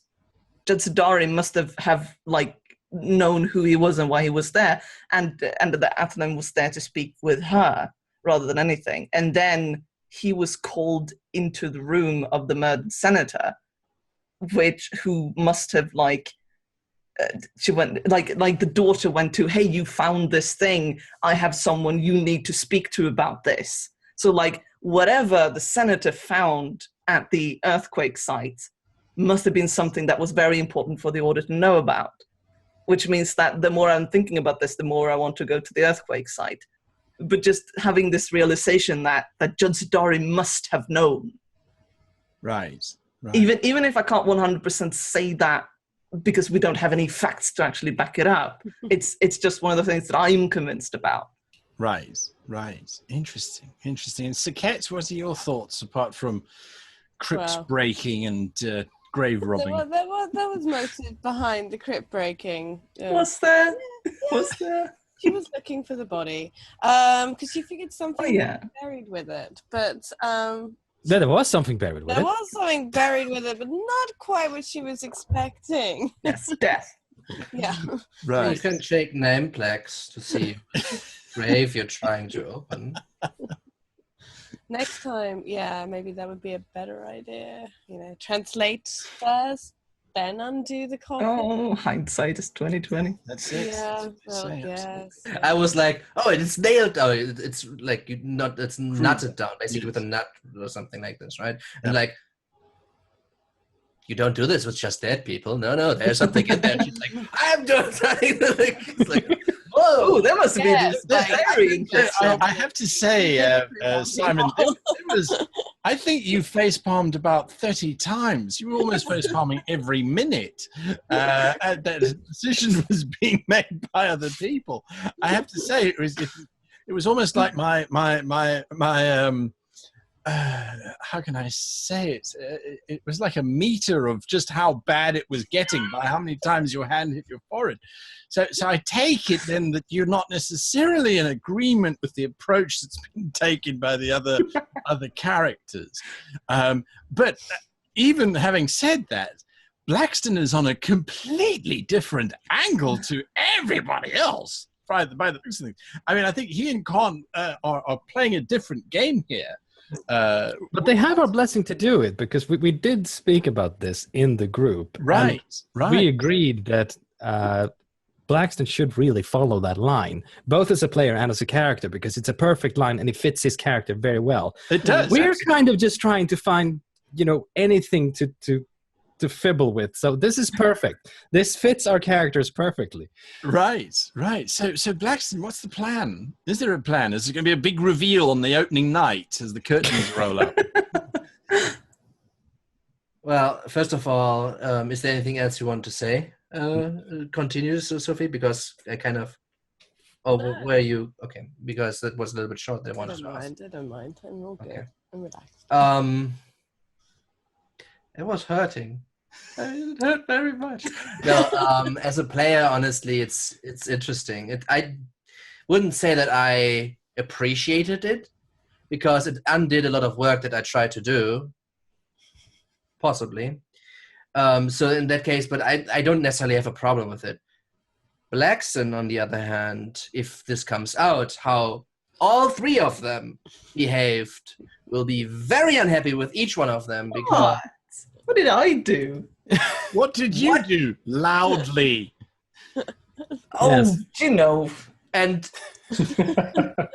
then the person who is in his job is to interrogate prisoners and to order security on the boat and the crew, didn't interject, just stood there and listened. And I was like, why? You're in no territory, you know that they're secretive, that they play the political games, and it's just like, let's take my cards and put them on the table for everybody to see. Actually, turn on the radio too. Do a little sing and dance. I must admit, it really was like watching a train wreck with the passengers leaping towards the fire. So, yes, carry on. So, but, I mean, I was not in the scene, so there was nothing I should have done, because if I would have intervened, that would have been bad as a player, right? So I was just like, no. And yes, from Blaxton's point of view, this is even more catastrophic, because they're supposed to be professionals, right? But they're not. At least in this regard, they're not. Right. On other areas, obviously, this will be different. But so this will be interesting when this comes out, because I assume it will at some point, because things tend to happen to go this way. Yeah. So as a decision for the players, from what Blaxton did, trying to get hold of cards and play them correctly, basically, right? Trying to find friends, trying to get information, trying to play with the rules of the game that we're playing here, even though I actually don't even want to be here. I'm just here because of other people, and then then Blaxton would feel he gets torpedoed by them as well. Like, wow. Come in, turn the board over, throwing the pieces in the fire. Oh, nice sandcastle you're building there for us. Stomp. Is this a card? Is this a card that you really Table like? flip. And tear it up in front of you. So but again, like, in the sense of, like, I saw a lot of things that we as a group, and also that I personally tried to do, being endangered, that's something that never feels very good, right? But as a player, I understand, and I actually said something in the group chat that I actually liked what Jenny did there very much, kind of following what the character would do. I don't know if I personally, if playing this character, would have gone this far, like being so excited to needing to tell this, right? But I mean, that's in every player's own kind of playhouse, how they want to deal and see their characters kind of right. Yeah, and that kind of in the hands of the GM there. If a player goes that far with a character, it's up to the GM to handle that situation, even if it breaks stuff, more or less. And honestly, I cannot entirely blame the character for that.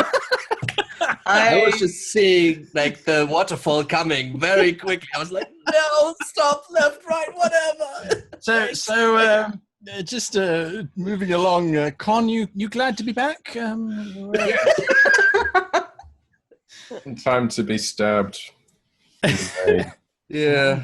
I gave you the chance to come with me. Estimable establishments. No, that's fine. Con's quite happy. All good. The bushes to see what comes out. Absolutely. Well, at least the Jovinius chapter has been closed. Yeah, that was interesting. Perhaps. To sort of you never know with these things. I do want to say that I am a GM who has players who throw away magical items when offered them. I just want to make that absolutely clear.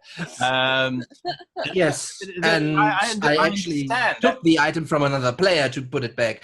But that's something that I did because it felt very right for the character. In a similar vein what Jenny did. It felt right for the character to have this important to him, even if it's a magic item. Because personally, I'm not a power gamer in the sense of I need all the shiny things. Correct. And it's exactly, I mean, John, you played it absolutely correctly in terms of not taking the sword. It just means I need to be a little bit more crafty in terms of how I'm going to hand out magical items. That sort of thing. It's like, right, okay. Damn it, I missed out on a toy. No, I know, it didn't seem, it didn't fit with it. It didn't. So obviously you're playing a bit of catch up. You weren't. Yes, which last week. This chart was kind of helpful, should I say? Right. Just for me to kind of refresh my memory as to where everything was in relation to everything else. Right, absolutely. I guess I will note on the player aspects of when you miss a session, you do have a certain amount of disconnect. Stuff's happened, and you don't even have the meta knowledge about it really. So I've Sophie's notes and other people's notes posted on Facebook and such have helped with that a lot. So yeah, you kind of feel like you almost have to get back into the flow a little, right? Re-engage with it, as it were. So that's kind of how the session feels a little bit for me today. But other than that, so I'm kind of keen to see where this knife blade in the sternum is going. Oh yes, that's a whole different kettle of fish. All right, thank you very much, everybody, for your inputs, and thank you for that wonderful diagram. I just love it to show you out there that you can solve these mysteries. I promise you can, one day, one way or another. And thank you for watching. Until next week, we'll see you around. Goodbye. Bye. Ta-da.